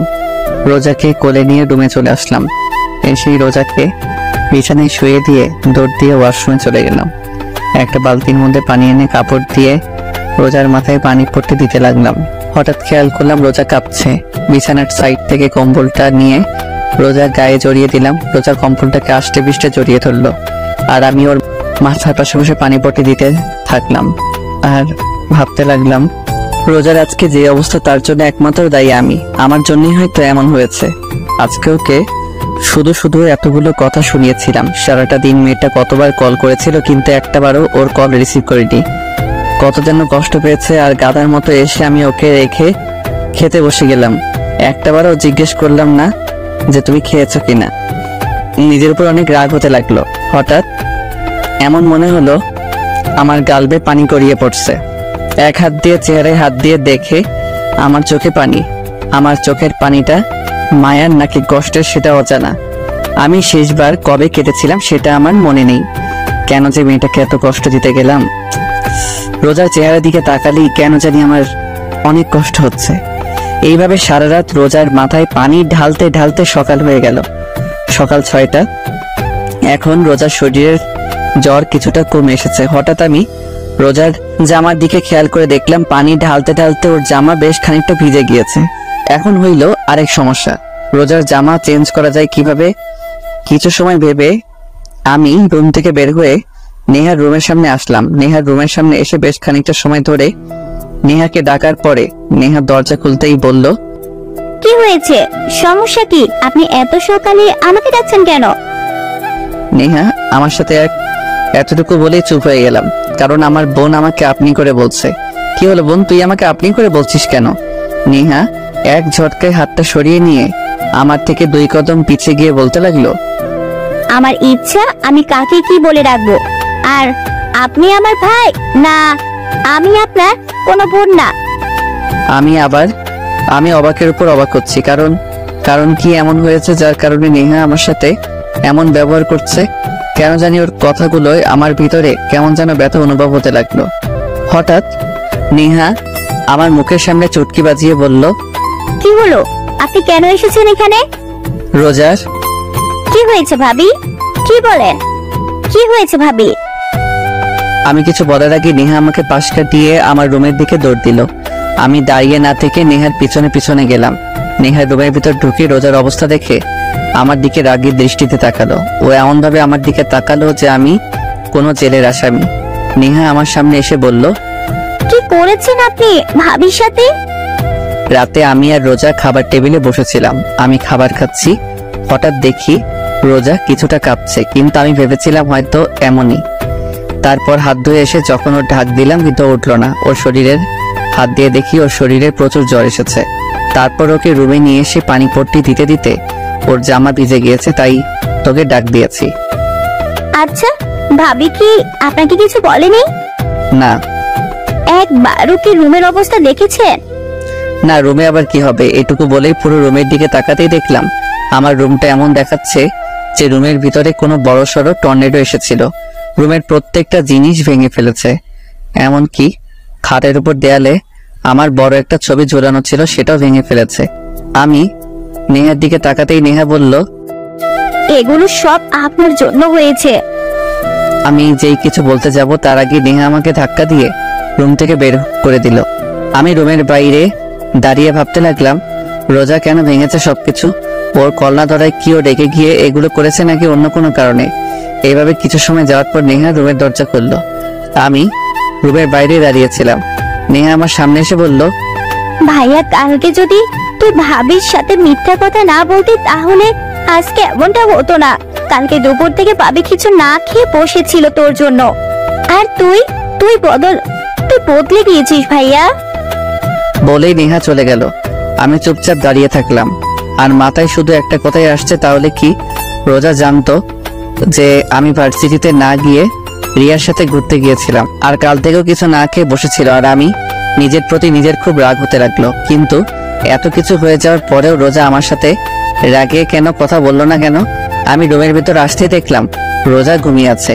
ওর চেহারা একেবারে শুকিয়ে গিয়েছে, চোখের নিচে কালি জমে গিয়েছে। আমি গিয়ে রোজার পাশে বসলাম, আর এক দৃষ্টিতে ওর চেহারার দিকে তাকিয়ে রইলাম। সকাল 8টার দিকে রোজার ঘুম ভাঙলো। ও চেয়ে দেখে আমি ওর দিকে এক দৃষ্টিতে তাকিয়ে আছি। রোজাও কিছু না বলে চুপচাপ আমার চোখের দিকে তাকিয়ে আছে। হঠাৎ রোজা বলল, কি হয়েছে, আপনি কাঁদছেন কেন? কেন যেন রোজার এই আপনি বলাই মনের মধ্যে কোনো কষ্ট লাগলো না। এমন মনে হচ্ছে আমি আপনি করে বলারই প্রাপ্য। আমি কিছু না ভেবে রোজাকে দুহাত দিয়ে আমার বুকের সাথে চেপে ধরলাম। আমি আজ প্রথমবার রোজাকে নিজের ইচ্ছায় বুকের সাথে জড়িয়ে ধরলাম। রোজা একেবারে চুপ হয়ে আছে, কিছুই বলছে না, এমনি ওপর নড়াচড়াও করছে না।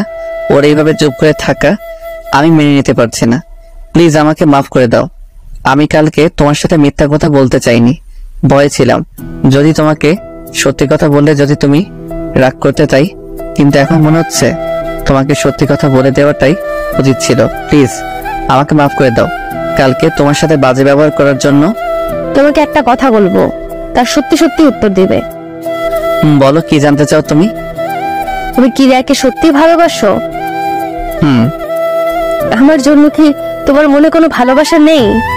আমি কি আমার জন্য তোমার মনে একটুও ভালোবাসা জন্মাতে পারিনি? রোজার প্রশ্নের উত্তর আমার অজানা। আমি জানি না আমি রোজাকে ভালোবাসি নাকি ভালোবাসি না, কিন্তু ওকে ছাড়া কথা না বললে আমার মনে কেন যেন শান্তি লাগে না। কেন যেন ওর পাগলামোগুলো আমার ভালো লাগতে শুরু করেছে। তাহলে কি আমি ওকে ভালোবেসে ফেলেছি? কিন্তু আমি তো ভালোবাসি রিয়াকে। আমাকে চুপ থাকতে দেখে রোজা বলল, কি হলো বলো, তুমি কি আমাকে একটুও ভালোবাসো না? জানি না। জানো, আমি কখনো কোনো দিন কোনো রিলেশনে জড়াইনি। আমার শুধু একটাই চাওয়া ছিল, আর তা হলো বিয়ের পর নিজের স্বামীকে ভালোবাসবো, স্বামীর সাথে ছুটিয়ে প্রেম করব। জানো, যখন কলেজে পড়তাম তখন আমার বান্ধবীরা প্রত্যেক দিন ওদের বয়ফ্রেন্ডদের সাথে ঘুরতে যেত।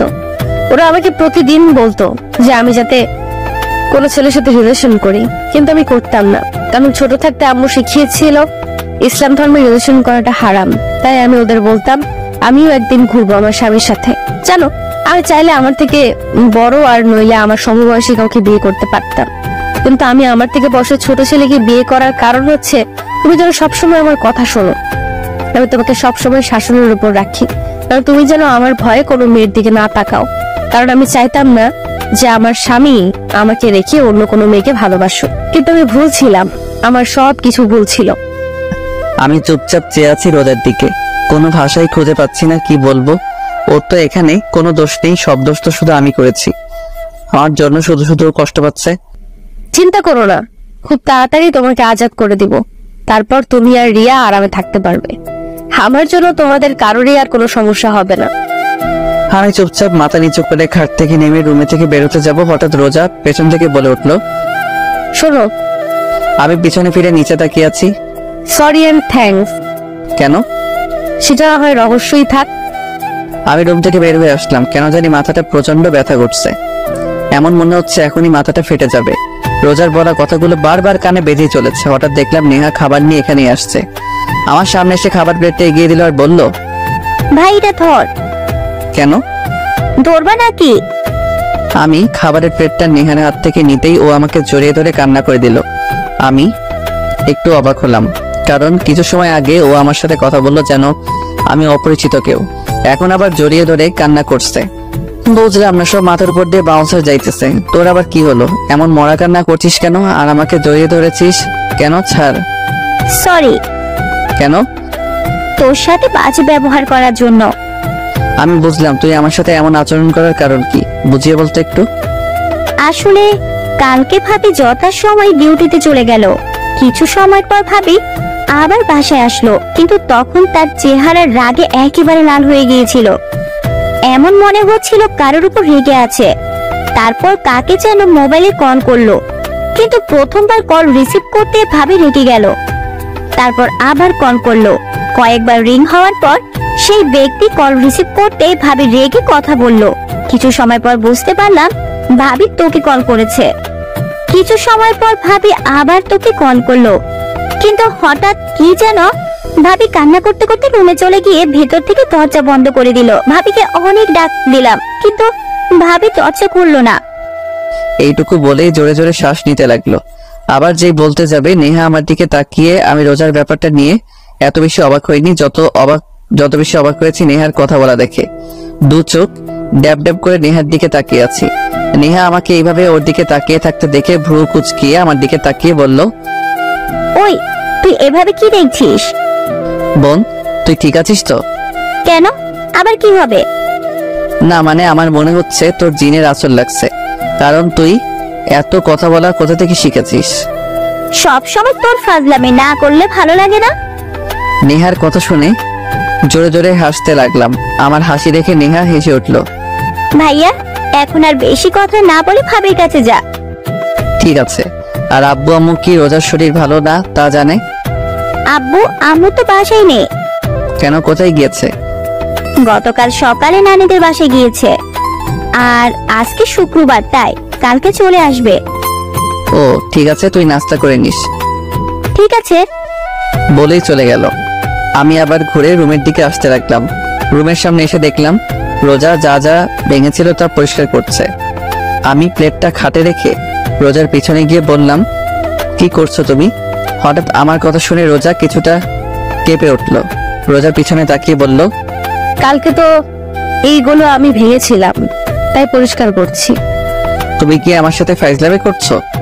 কেন, আমি আবার কি করলাম? কেন তুমি জানো না তোমার শরীর খারাপ? হ্যাঁ, তারপর কেন এগুলো করছো?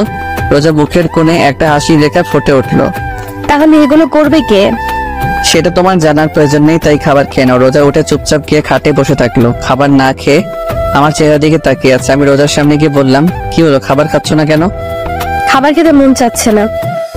সেটা না হয় বুঝলাম, কিন্তু আপনার কেন খেতে মন চাচ্ছে না? জানি না। আমি খাবারের প্লেট হাতে নিয়ে বললাম, ফাইজলামি বাদ দেন আর এখন চুপচাপ খাবার খাবেন, আমি আর কোনো কথা শুনতে চাই না। আমি রোজাকে খাইয়ে দিচ্ছি আর রোজা চুপচাপ খেয়ে যাচ্ছে। ওর চেহারা দেখে বোঝা যাচ্ছে ও এটাই চাইছিল যে আমি ওকে নিজের হাতে খাইয়ে দেই। ভাইবেন না যে আমি আপনাকে ভালোবাসি তাই খাইয়ে দিচ্ছি, আমি চাই না আমার জন্য কেউ না খেয়ে থাকুক, তাই আপনাকে খাইয়ে দিচ্ছি। রোজা কিছুই বলল না, চুপচাপ খেয়ে যাচ্ছে। রোজাকে খাইয়ে জ্বরের ওষুধ খাইয়ে দিয়ে বিছানায় শুয়ে দিলাম। ও শুধু চুপচাপ দেখে যাচ্ছে। পুরো রুম গোছানো শেষ হলো 12:30টায়। গোসল করে নামাজের জন্য রেডি হয়ে বেরিয়ে পড়লাম। কিছু সময় পর নামাজ পড়ে মসজিদ থেকে বের হয়ে আসলাম। এখন হলো আরেক সমস্যা, মাথা ব্যথা প্রচন্ড বেড়ে গেছে। সারা রাত জেগেছিলাম, আবার সকালে নাস্তাও করিনি, পুরো শরীর ক্লান্ত লাগছে। কোনো রকমে বাসায় আসলাম, কারোর সাথে কোনো কথা না বলে চুপচাপ রুমে এসে শুয়ে পড়লাম। একদমে বিকাল 5টায় রোজার ডাকে ঘুম ভাঙলো। কি হলো, আর কত ঘুমাবে? ওঠো। আমি উঠে ওয়াশরুমে চলে গেলাম। ফ্রেশ হয়ে এসে আবার বিছানার উপর শুয়ে পড়লাম। কিছুক্ষণ পর রোজা আবার রুমে আসলো খাবার নিয়ে। আমাকে আবার ঘুমিয়ে থাকতে দেখে আবার আমার কাছে এসে বলল, এই কি হলো, আবার ঘুমিয়ে পড়লা কেন? আমি উঠে বসলাম। প্লিজ দেখো, আমার ভালো লাগছে না, মাথা ব্যথা করছে, আমি এখন ঘুমাবো। ঠিক আছে, খাবার খেয়ে ঘুমিয়ে পড়ো। আমার এখন খাবার খাওয়ার মুড নেই, আমি এখন ঘুমাবো। যেই শুতে যাব। ওই তোকে আমি শুতে বলছি। রোজার চিৎকার শুনে আমার ঘুমানোর স্বাদ মিটে গেছে। আমি বসে আছি আর রোজা আমাকে খাইয়ে দিচ্ছে। রোজাকে দেখে এমন মনে হচ্ছে ওর আর আমার মাঝে কিছু হয়নি। ও যেহেতু পারছে স্বাভাবিক থাকার চেষ্টা করছে। কিছু সময় পর এখন ঘুমাতে পারবো। ঘুমাও। তবে একটা কথা ছিল। কি? রিয়া কল করেছিল। কি? ভয় পেও না, আমি রিয়াকে আমাদের ব্যাপারে কিছুই বলিনি। রোজার চোখের জল স্পষ্ট বোঝা যাচ্ছে। ও আর কিছু না বলে দৌড়ে রুম থেকে বেরিয়ে পড়লো। হঠাৎ মোবাইলটা বেজে উঠলো। হাতের কর্নার থেকে মোবাইলটা নিয়ে স্ক্রিনে তাকিয়ে দেখি রিয়া কল করেছে। কেন জানি রিয়ার কলটা ধরতে মন চাচ্ছে না। মোবাইলটা অফ করে দিলাম। কনফিউজড হয়ে গেছে, আসলে আমি ভালোবাসি কাকে। ঘুম আর আসলো না। খাট থেকে নেমে বেলকনিতে গিয়ে বসে থাকলাম। রাতে খাবার খেয়ে রুমে বসেছিলাম, তখন রোজা আসলো।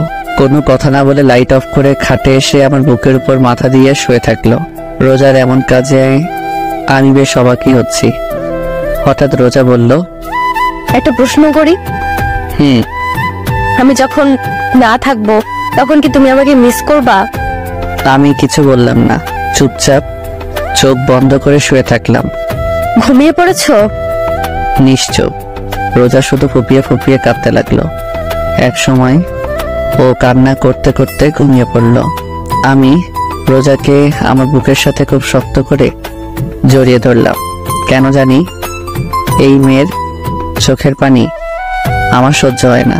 আমি রোজাকে আমার বুকের সাথে খুব শক্ত করে জড়িয়ে ধরে বলতে লাগলাম, জানো রোজা, আমি রিয়ার সাথে 3 বছর ধরে রিলেশনে আছি, কিন্তু আমার কখনো মনে হয়নি যে রিয়া আমাকে আসলেই ভালোবাসে। সবসময় এমনই মনে হতো আমাকে ব্যবহার করছে, কিন্তু এখন কেন জানি রিয়ার কথা আর মনে হয় না।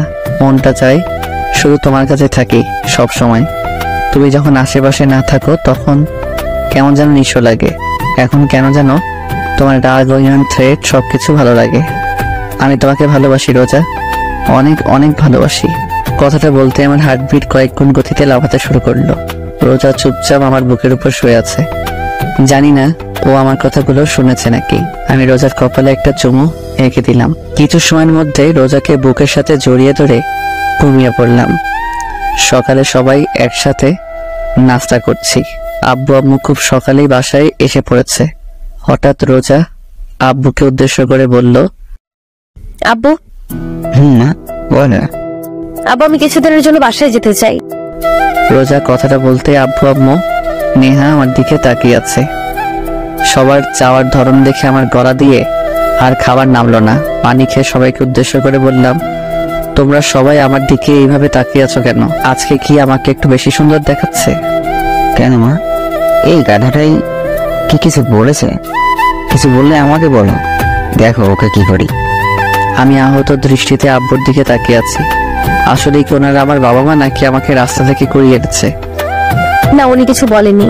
আসলে আব্বু আমাকে অনেকদিন ধরে দেখতে মন চাচ্ছে, তাই ভাবলাম কয়েকদিনের জন্য দেখে আসি। ঠিক আছে যাও, আর এই গাধাটাকেও সাথে করে নিয়ে যাও। না, উনি বললো যাবে না, ওনার কি যেন কাজ আছে। আমি একটু অবাক হলাম রোজার কথায়। বেকার ছেলের আবার কাজও আছে, সারাদিন খায় আর ঘুরে বেড়ায়, এখন বলছে তার নাকি কাজও আছে। আমার দিকে তাকিয়ে বলল, এখন আর নিতে পারতেছি না, আব্বুর কথা শুনে মন যাচ্ছে কেঁদে দেই। আমি কিছু না বলে ওখান থেকে উঠে রুমে চলে আসলাম। রুমে এসে একটা কথাই ভাবতে লাগলাম, রোজা আব্বু আম্মুর কাছে মিথ্যা কথা বলল কেন। কিছু সময় পর রোজা রুমে আসলো, আমার দিকে না তাকিয়ে ওর জামা প্যাক করতে লাগলো। ওরে অবহেলা আমার সহ্য হচ্ছে না। আমি খাট থেকে নেমে রোজার পিছনে গিয়ে দাঁড়ালাম। রোজা, বাসায় কেন যাচ্ছ? বললাম তো আব্বু আম্মুর কথা খুব মনে পড়ছে, তাই দেখা করতে চাচ্ছি। কয়দিন থাকবা? জানি না। বলেই ঘুরে আবারও ওর কাজ করতে লাগলো। আমি তোমার সাথে আসি। রোজা আমার দিকে তাকিয়ে একটু রাগি লোক নিয়ে বলল, না, কেন? তুমি যদি আমার সাথে আসো তাহলে রিয়া কি সময় দিবে কিভাবে? তাই তোমার আমার সাথে আসার কোনো প্রয়োজন নেই। এই মেয়ে এত জেদি কেন বুঝলাম না। কিভাবে যে বলি ওকে ছাড়া আমি থাকবো কিভাবে? হঠাৎ রোজা বলল, রুম থেকে বের হও। কেন? আমি জামা চেঞ্জ করব। ও মাথা নত করে রুম থেকে বের হয়ে আসলাম। কিছু সময়ের মধ্যে রোজা রেডি হয়ে নিচে এসে সবার থেকে বিদায় নিয়ে বেরিয়ে পড়ল। আব্বু ড্রাইভারকে বলে দিয়েছে রোজাকে পৌঁছে দিতে। রোজা চলে গেল, কিন্তু একবারও আমার দিকে তাকালো না। আমি রুমে এসে দরজা লাগিয়ে বেলকনিতে এসে দাঁড়িয়ে থাকলাম। রোজাকে ছাড়া কেমন যেন খালি খালি লাগছে। কোনোভাবে রাত পর্যন্ত সময় কাটালাম, কিন্তু এখন আর ভালো লাগছে না। মন চাচ্ছে রোজার সাথে কথা বলতে, কিন্তু কি বলবো তা ভেবে পাচ্ছি না। রাত 10টায় মাথায় একটা আইডিয়া আসলো। একটু ভয়ে ভয়ে রোজাকে কল দিলাম। একবার রিং হতে রিসিভ করলো, এমন মনে হচ্ছে মোবাইলের সামনে বসেছিল। হ্যালো। বলো, কেন কল দিয়েছো? এমন মনে হচ্ছে আমি আমার এক্সকে কল দিয়েছি। ডিনার করেছেন? এটা জানার জন্য কল দিয়েছো? না, মানে যা বলার জন্য কল দিয়েছিলাম তা ভুলে গিয়েছি। ঠিক আছে, তাহলে রাখলাম। বলেই কল কেটে দিল। বুঝলাম না এই মেয়েটা এত জেদি কেন। একটু কথা বললে কি এমন হয়ে যাবে? আর কেন ও আমার সাথে কথা বলবে? এখন পর্যন্ত কি আমি ওকে ভালোবেসে আগলে ধরেছি? না, একটাবার ওকে জড়িয়ে ধরে বলেছি যে আমি তোমাকে ভালোবাসি? না, একটাবার ওর সাথে ভালোভাবে কথা বলেছিলাম? যখন থেকে দেখা হয়েছে সেই দিন থেকে ওকে প্যারা ভেবেই চলেছি। যখন সামনে ছিল তখন ওকে দূরে পাঠাতে চাইতাম, আর এখনো দূরে চলে গিয়েছে। তাহলে আমার এমন কষ্ট হচ্ছে কেন? বেলকনিতে বসে রোজার কথা ভাবতে ভাবতে কখন যে ঘুমিয়ে পড়েছি মনে নেই। সকলে সূর্যের আলোয় ঘুম ভাঙল। ঘুম থেকে উঠে দেখলাম রাতে বেলকনিতেই শুয়ে পড়েছিলাম। ওয়াশরুম থেকে ফ্রেশ হয়ে এসে রোজাকে কল করলাম, কিন্তু ও কল রিসিভ করলো না। 4 থেকে 5 বার ট্রাই করার পরও ও রিসিভ করলো না। সকাল সকালই মনটা খারাপ হয়ে গেল। নিচে এসে সবার সাথে নাস্তা করতে বসলাম। চুপচাপ নাস্তা করে ভার্সিটির জন্য বেরিয়ে পড়লাম। কিছু সময়ের মধ্যে ভার্সিটিতে পৌঁছে গেলাম। ক্লাসরুমে এসে একেবারে লাস্ট বেঞ্চে গিয়ে বসলাম। একটু অবাক হলাম, আজকে হারামি 3টাকে দেখা যাচ্ছে না। হঠাৎ রিয়া সামনের বেঞ্চ থেকে উঠে এসে আমার পাশে বসলো। হাই, তুমি আমার কল রিসিভ করো না কেন? আস্তে আস্তে বলল, কারণ ম্যাডাম ক্লাস নিচ্ছেন। এখন ক্লাস করো, পরে কথা বলি। রিয়ার সাথে এখন কথা বলার কোনো ইচ্ছাই নাই। চলো না বাইরে যাই। আমি রিয়ার কথার কোনো উত্তর দিলাম না, চুপচাপ ক্লাস করতে লাগলাম। ক্লাস শেষ করে বাইরে এসে দাঁড়িয়ে আছি। পকেট থেকে মোবাইলটা বের করে স্ক্রিনে না তাকিয়েই 9কে কল দিলাম। কল রিসিভ করতে বলল, ওই, তোমাকে বলেছি না আমাকে কল করবে না? ওই শালা, তুই আমার সাথে ফাইজলামি করছিস? ভালোভাবে কথা বলার তুই কোথায় এখন? ওই, তুমি গাঁজা সেবন করেছো নাকি? কি আবল তাবল বকছো? কাকে কল দিয়েছো স্ক্রিনে একবার তাকিয়ে দেখেছো? কাকে আবার কল করবো? আমার বন্ধু নাইমকে কল কথা বলতে বলতে স্ক্রিনে তাকিয়ে দেখি আমি ভুলে রোজাকে কল দিয়ে ফেলেছি। সরি, আসলে ভুলে কল গিয়েছে। আমি জানি তুমি ভুলে কল দিয়েছো নাকি নিজ ইচ্ছায় কল দিয়েছো। আরে বললাম তো ভুলে কল চলে গিয়েছে। আর আপনি কথা এমন বাড়াচ্ছেন কেন? কি, আমি কথা বেড়াচ্ছি? আরে তোর মতো ছেলেদেরকে আমার চিনা আছে। নিজ ইচ্ছায় কল দিয়ে বলে ভুলে চলে গিয়েছে। ঢং করছিস তুই আমার সাথে? দেখো, তুমি ভুল বুঝতেছো। তোমার সাথে কথা বলার আমার কোনো ইচ্ছাই নেই, আর আমার অনেক কাজ আছে। আর ভালোভাবে কথা বলো, তুই করে কিন্তু আমিও বলতে পারি। বাহ, বেকার ছেলের আবার কাজও আছে। কলটা কেটে দিলাম। প্রচুর রাগ উঠতেছে। যে কোনো ভাবে এই বেকার নামের ট্যাগটা সরাতে হবে। রোজার বলা কথাগুলোই প্রচুর রাগ উঠতেছে। বললাম যে ভুলে কল চলে গিয়েছে, তা না শুনে তুইটাই শুরু করে দিয়েছে। রিয়া পিছন থেকে অনেকবার ডাকতেছিল, কিন্তু ওর সাথে কোনো কথা না বলে ক্যাম্পাস থেকে বের হয়ে আসলাম। এখন উদ্দেশ্য হচ্ছে চৌধুরী ইন্ডাস্ট্রিজ। কিছু সময়ের মধ্যে পৌঁছে গেলাম। কোম্পানির ভিতরে ঢুকে আব্বুর কেবিনের দিকে যাচ্ছি। হঠাৎ আব্বুর পিএ শামসুল হক, বয়স 47 হবে, সামনে এসে বলল, আরে বাবা, কেমন আছো? উনি আমার বড়, তাই স্যার ডাকতে মানা করেছি। তাই উনি আমাকে বাবা বলে ডাকেন। আঙ্কেল, আমি ভালো আছি, আপনি কেমন আছেন? আর আব্বু কি কেবিনে? আমিও ভালো আছি। আর বড় স্যার তো এখন একটা ইম্পর্টেন্ট মিটিং এ আছেন। তুমি কেবিনে বসো, আমি বড় স্যারকে বলছি। আমি ওনার সাথে আর কোনো কথা না বলে মিটিং রুমের দিকে এগোচ্ছি। রুমের দরজা খুলে ভিতরে ঢুকে দেখলাম আব্বু আসলে অনেক ইম্পর্টেন্ট একটা মিটিং করছিল, কারণ অনেক লোক ছিল রুমে। সবাই আমার দিকে তাকিয়ে আছে। আব্বু, তোমার সাথে কথা ছিল। কেবিনে গিয়ে একটু ওয়েট করো, মিটিং শেষ পর্যায়ে। আব্বু, তোমার সাথে জরুরি কথা আছে। আব্বু একটু অবাক হলো, তারপর কিছু না বলে মিটিং রুম থেকে বের হয়ে তার কেবিনে আসলাম। আসতে আব্বু বলল, আপনার চরণ আমার কোম্পানিতে ফেলে আমার কোম্পানিটা ধন্য হওয়া। তুমি কি আমার সাথে মজা নিচ্ছ? আচ্ছা বলো, কি তোমার এমন জরুরি তলব যার জন্য মিটিং রুম থেকে নিয়ে আসলে? কিছুদিন আগে তুমি আমাকে যে অফারটা দিয়েছিলে সেটা কি এখনো আছে? কোনটার কথা বলতেছ? যেটা এখন তোমার মাথায় চলছে। আমার মাথায় এখন চলছে সেই 6 মাস আগের ঘটনা, যেটা তুমি অফিসের প্রথম দিনই করেছিলে। 6 মাস আগে আমি কি এমন করেছিলাম? ফ্ল্যাশব্যাক। আমি, নেহার আব্বু আব্বু বসে সকালে নাস্তা করছিলাম। হঠাৎ আব্বু বলল, নীল, আমি খাবার খাওয়া বাদ দিয়ে আব্বুর দিকে তাকিয়ে আছি আর মনে মনে দোয়া করছি, কারণ আব্বু যতদিন আমাকে খাবার টেবিলে দেখেছে কোনো না কোনো বাস আমি অবশ্যই পেয়েছি। হঠাৎ নেহা আমাকে হালকা ধাক্কা দিয়ে বলল, ওই ভাইয়া, কি ভাবছিস? বেশি কিছু না, আব্বু আমাকে কোন বাস দিবে সেটা পরিকল্পনা করতেছি। কি বললি? না, কিছু না। নীল, আজকে তুমি আমার সাথে অফিসে যাইবা। ও, শুধু আজকেই? এটা কোনো ব্যাপার না। আজকেই না, শুধু প্রত্যেকদিন যেতে হবে। মান্ডাল, আব্বু প্লিজ এই অত্যাচার আমার উপর করো না।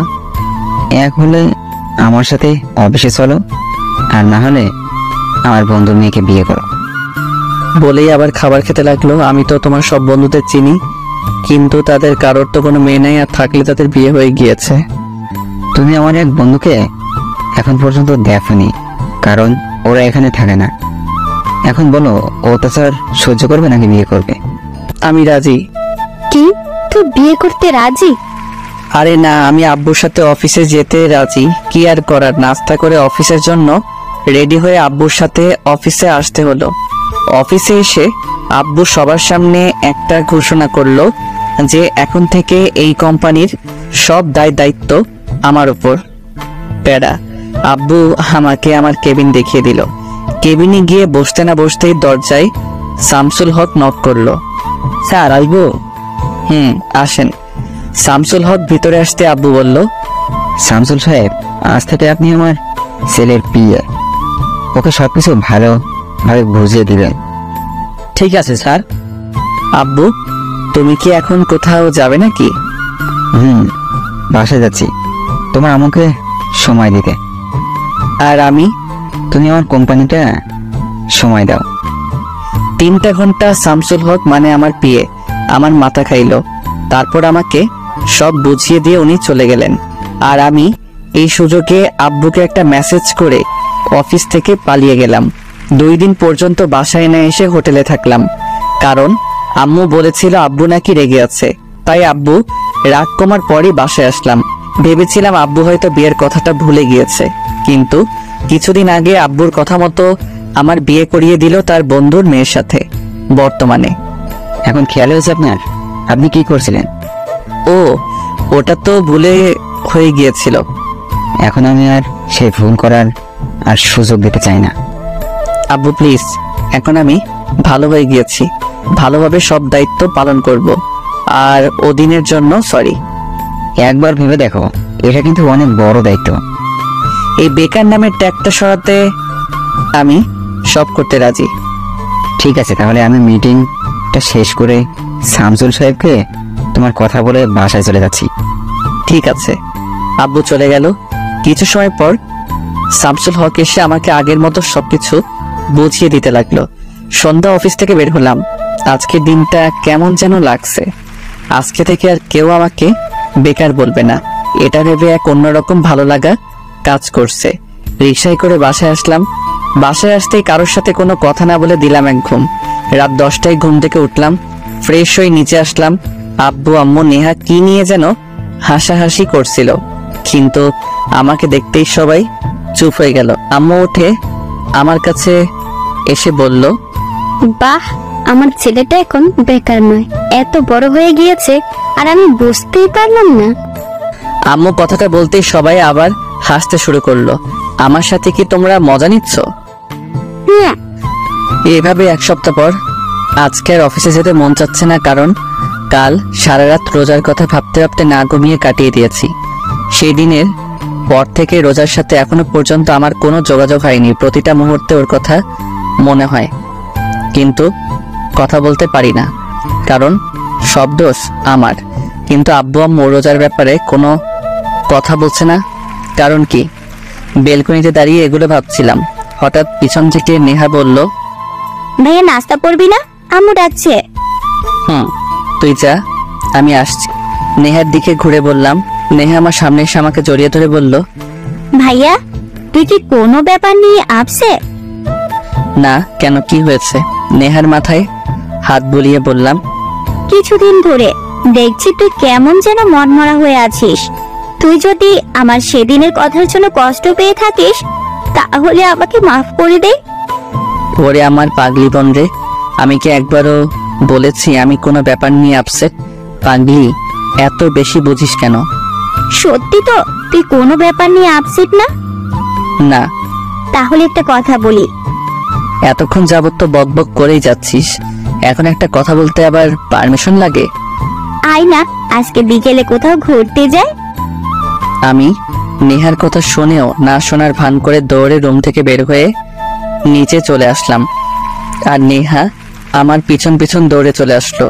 আব্বু আগেই অফিসে চলে গিয়েছে, তাই আমি, আম্মু আর নেহা একসাথে নাস্তা করছি। নেহা বকবক করেই যাচ্ছে। আম্মু ওকে কিছু বলো না প্লিজ। আম্মু, ওকে বলো না আমাকে ঘুরতে নিয়ে যেতে।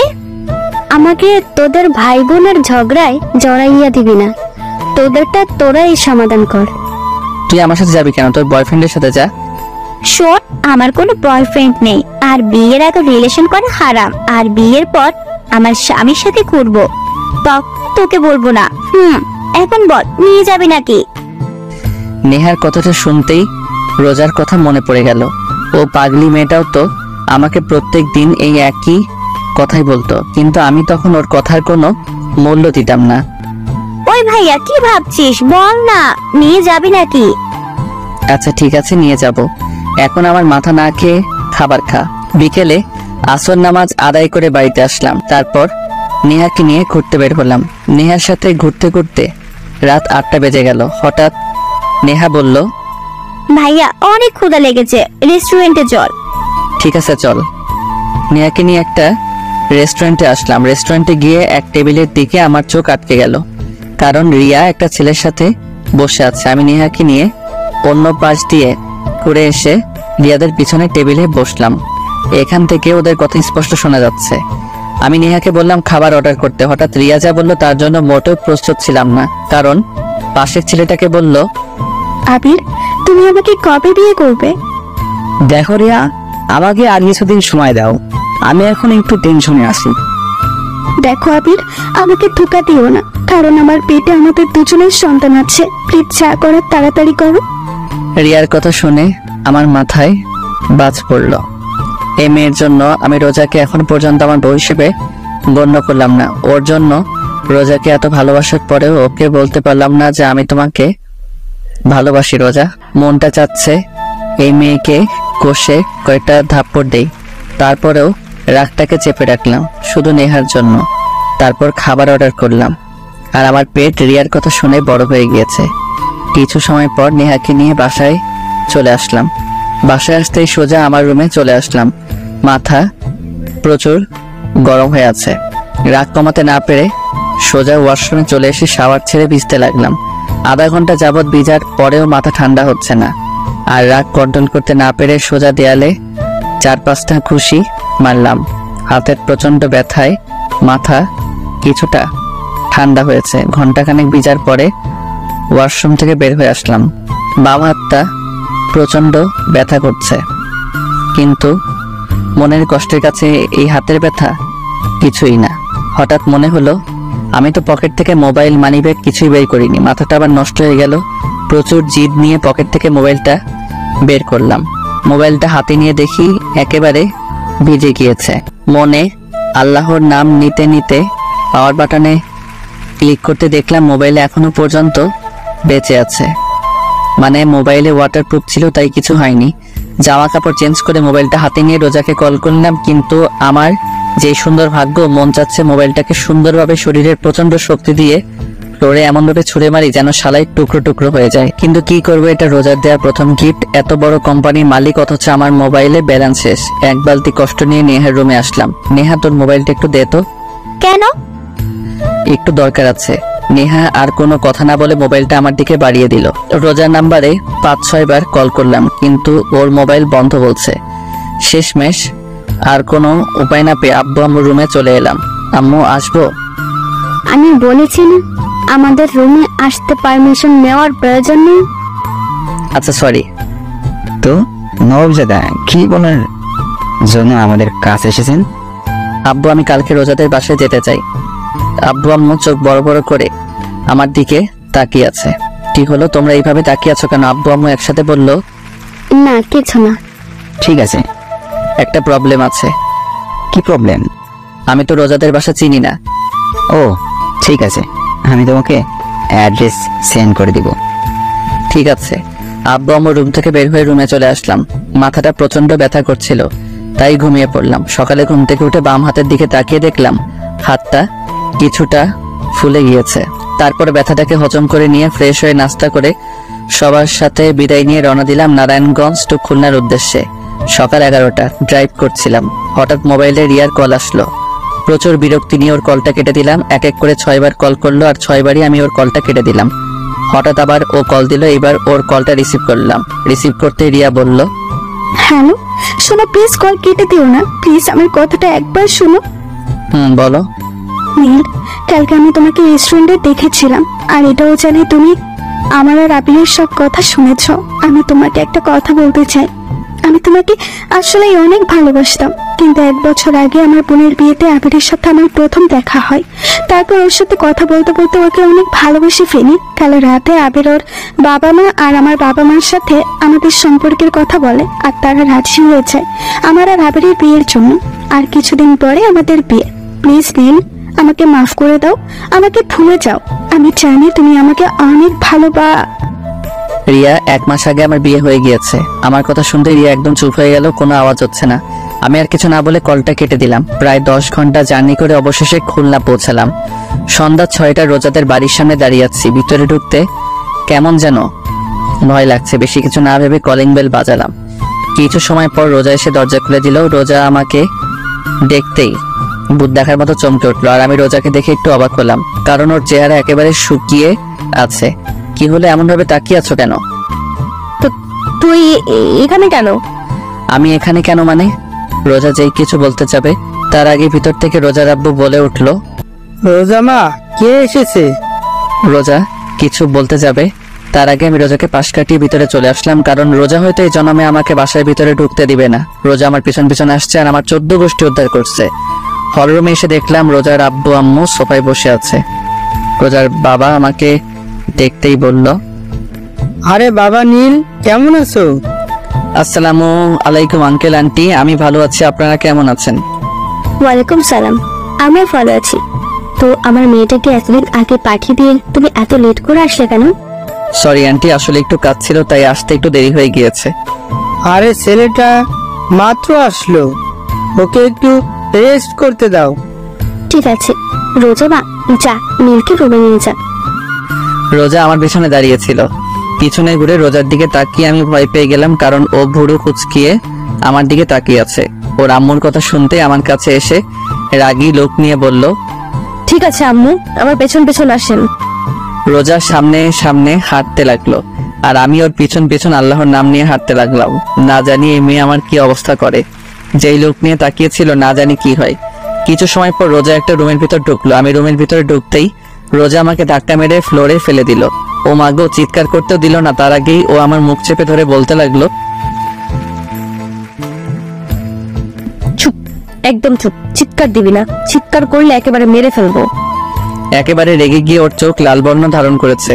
আর এইদিকে আমার অবস্থা গলাকাটা মুরগির মতো। ফ্লোরে পড়ার সময় আমার বাম হাত কোমরের নিচে ছিল আর ফ্লোরে পড়তে অবস্থা টাইট। হঠাৎ রোজা খেয়াল করলো আমার চোখ দিয়ে পানি পড়ছে। তারপরেও আমাকে না ছেড়ে আমার বুকের উপর বসে দুহাত দিয়ে আমার গলা টিপে ধরলো। আমি না পারতেছি বলতে আর না পারতেছি সহ্য করতে। হঠাৎ রোজা বলতে লাগলো, তুই এখানে কেন এসেছিস? তোর সাথে আমার আর কোনো সম্পর্ক নেই। তুই এক্ষুনি এই বাসা থেকে বের হয়ে যাবি, না হলে তোকে একেবারে মেরে ফেলবো। যা তোর প্রেমিকার কাছে যা, এখানে এসেছিস কেন? কথাগুলো বলতে বলতে রোজা নিজেই কেঁদে ফেললো। রোজার অবস্থা থেকে বুঝতে পারলাম ও প্রচুর অভিমান করেছে, সাথে রেগেও আছে। ও এখন পর্যন্ত আমার গলায় টিপ দিয়ে রাখছে। এখন আমার দম প্রায় বন্ধ হয়ে আসছে। হঠাৎ রোজা আমাকে ছেড়ে দিয়ে আমার উপর থেকে উঠে বেলকনিতে চলে গেল। হয়তো ও ওর চোখের পানি লুকানোর চেষ্টা করছে। রোজা আমাকে ছাড়তে আমি গলা ধরে কাশতে লাগলাম, আর হাতের ব্যথা বলার মতো না। কিছু সময় পর আমি উঠে বেলকনির দিকে আসলাম। বেলকনিতে আসতে দেখলাম ও ফ্লোরে বসে কান্না করছে। আমি রোজার কাঁধে হাত রাখতেই ও কিছুটা কেঁপে উঠলো। সরি, জানি একটা সরিতে তো আর সবকিছু ঠিক হয়ে যাবে না, তারপরে বললাম, তোর শরীর খেতায় আগুন, হাত সরা আমার শরীর থেকে।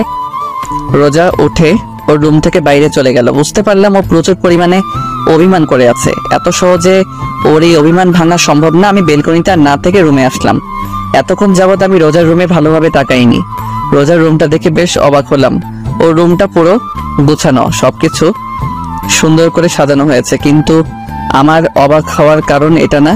আমার অবাক হওয়ার কারণ হচ্ছে বাম পাশের পুরো দেয়ালে রোজার আর একটা মেয়ের ছবি লাগানো। মেয়েটা রোজার থেকে কিছুটা বেশি সুন্দর আর মায়াবীও। কিন্তু আমি যতটুকু জানি রোজার তো কোনো বোন নেই, তাহলে এটাকে। আমি ওয়াশরুমে চলে গেলাম ফ্রেশ হওয়ার জন্য। কিছু সময় হাতের কবজি পানিতে ভিজিয়ে রাখলাম, কারণ আগের তুলনায় এখন আরো বেশি ফুলে গিয়েছে। কিছু সময় পর ফ্রেশ হয়ে ওয়াশরুম থেকে বের হলাম। বের হতে দেখলাম রোজা খাটে বসে নাস্তা খাচ্ছে। রোজা যেন আমার হাতটা না দেখে, তাই কবজি পর্যন্ত পকেটে ঢুকিয়ে রাখলাম। রোজা শুধু সাপের মতো ফোঁস করতেছে আর খেয়েই যাচ্ছে। ওকে এইভাবে দেখে আমার ভয় করছে, আবার হাসিও পাচ্ছে, কারণ প্রচন্ড রাগের কারণে ওর নাক, গাল, চোখ একেবারে লাল হয়ে আছে। আমি রোজার সামনে গিয়ে বললাম, এত জিদ করলে তোমার ব্লাড প্রেশার বেড়ে যাবে। আমার শরীর, আমি যা মন চায় তা করবো, তোর কি? আর তুই আমার বিছানায় বসেছিস কেন? বলেই আমাকে আবার ধাক্কা দিল আর আমি খাট থেকে সোজা ফ্লোরে পড়ে গেলাম। আর পড়তেই আমার জান যায় অবস্থা। একেবারে চুপ হয়ে রোজার দিকে তাকিয়ে, কান দিয়ে গরম হাওয়া বের হচ্ছে। রোজা আমার অবস্থা দেখে অদ্ভুত দৃষ্টিতে তাকিয়ে আছে। রাতে সবাই একসাথে ডিনার করলাম। কিছু সময় কথা বলে রোজার সাথে রুমে চলে আসলাম। রুমে আসতেই রোজা বিছানায় পুরো মাঝ বরাবর শুয়ে পড়লো আর আমি অসহায় দৃষ্টিতে দাঁড়িয়ে ওর দিকে তাকিয়ে আছি। অনেকক্ষণ হয়ে গেল, এখন আর দাঁড়িয়ে থাকা সম্ভব না, তাই সোফায় বসে পড়লাম। অনেক চেষ্টা করছি যেন ও একবার আমার দিকে তাকায়, কিন্তু তাকাচ্ছেই না। শেষমেশ আর কোনো জায়গা না পেয়ে সোফাতে শুয়ে পড়লাম। কখন যে ঘুমিয়ে পড়লাম বুঝতে পারলাম না। সকালে ঘুমিয়েছিলাম, হঠাৎ হাতে কেমন যেন ঠান্ডা ঠান্ডা অনুভব হচ্ছে, সাথে এমন লাগছে কে যেন কান্না করছে। হালকা চোখ খুলে দেখি রোজা আমার বাম হাতে বরফ ঘষে দিচ্ছে আর কান্না করছে।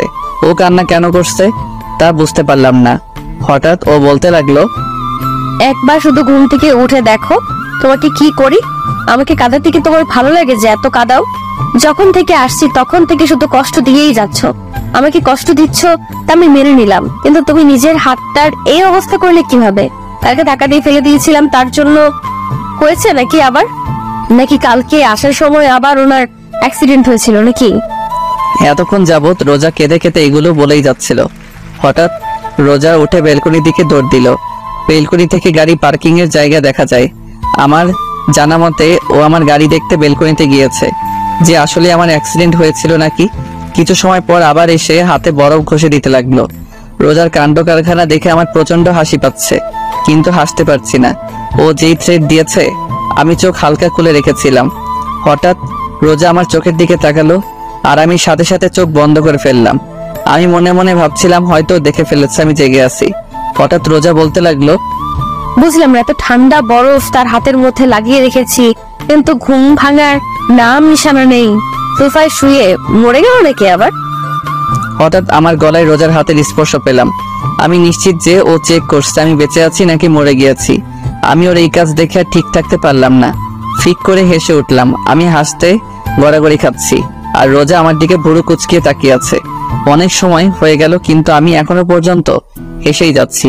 এখন রোজার রাগ উঠে গেছে, ও দাঁড়িয়ে বলল, শয়তানটা মরে গেলেই ভালো হতো।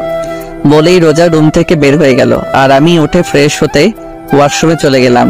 কিছু সময় পর ফ্রেশ হয়ে নিচে এসে সবার সাথে নাস্তা করে আবার রুমে চলে এলাম। রুমে এসে সোজা বেলকনিতে চলে এলাম। কিছু সময় পর রোজা রুমে আসলো। রোজাকে দেখে আমিও বেলকনি থেকে রুমে চলে আসলাম। রুমে আসতে দেখলাম রোজা মুখ ফুলিয়ে খাটে বসে আছে। ওকে এইভাবে দেখতে অনেক কিউট লাগছে। এখন আর খাটে বসলাম না, যদি আবার ধাক্কা মেরে ফেলে দেয়। তাই সোফায় গিয়ে বসলাম, আর এক দৃষ্টিতে রোজার দিকে তাকিয়ে থাকলাম। রোজা অন্যদিকে মুখ ঘুরিয়ে নিল, কিন্তু কিছুক্ষণ পর পরই আমার দিকে তাকাচ্ছে। ওর এইভাবে তাকানো দেখে আমার অনেক ভালো লাগছে। আরো কিছু সময় তাকিয়ে থাকার পর হঠাৎ রোজা বলল, এই আপনি অযথা আমার দিকে তাকিয়ে আছেন কেন? রোজার এইভাবে কথা বলা অনেক মজা লাগছে, কারণ ও কিছুক্ষণ তুই করে বলে, কিছু সময় তুমি, আবার এখন আপনি করে বলছে। আমি ওকে রাগানোর জন্য বললাম, আপু আমি আপনার ছোট, তাই তুমি করে বললেই ভালো হবে। ব্যাস কাজ হয়ে গিয়েছে। রোজা তো তেলে বেগুনে জ্বলে উঠলো। ওই আপু কাকে বললা? হ্যাঁ তোমাকে আর কাকে বলবো, এখানে তো আর কেউ নেই। আজকে তোকে ছাড়বো না। বলেই খাট থেকে নেমে এসে আমার সামনে দাঁড়িয়ে আমার টি শার্টের কলার ধরে টেনে তুলে বলল, আমি তোর বোন লাগি কুত্তা? বউকে বোন বলতে তোর লজ্জা করে না? কিন্তু আমার বউ তো আমাকে ভালোবাসে না। কে বলছে আমি তোকে ভালোবাসি না? আমি তোকে অনেক ভালোবাসি। সত্যি? রোজা লজ্জায় লাল হয়ে গেল, আমার থেকে সরে গিয়ে বেলকনিতে চলে গেল। আমি রোজার পিছন পিছন বেলকনিতে চলে আসলাম। রোজা এক মনে আকাশের দিকে তাকিয়ে আছে। আমি রোজার পাশে দাঁড়িয়ে বললাম, সরি। কেন? আপু বলার জন্য। রোজা কিছু বলল না। আচ্ছা তোমাকে একটা প্রশ্ন করি, দেয়ালে তোমার সাথে যে মেয়েটার ছবি, সে মেয়েটা কে? আমার বেস্ট ফ্রেন্ড ফারিয়া। ও বলেই বাইরে তাকিয়ে রইলাম। ওর বেঁচে নেই। কি?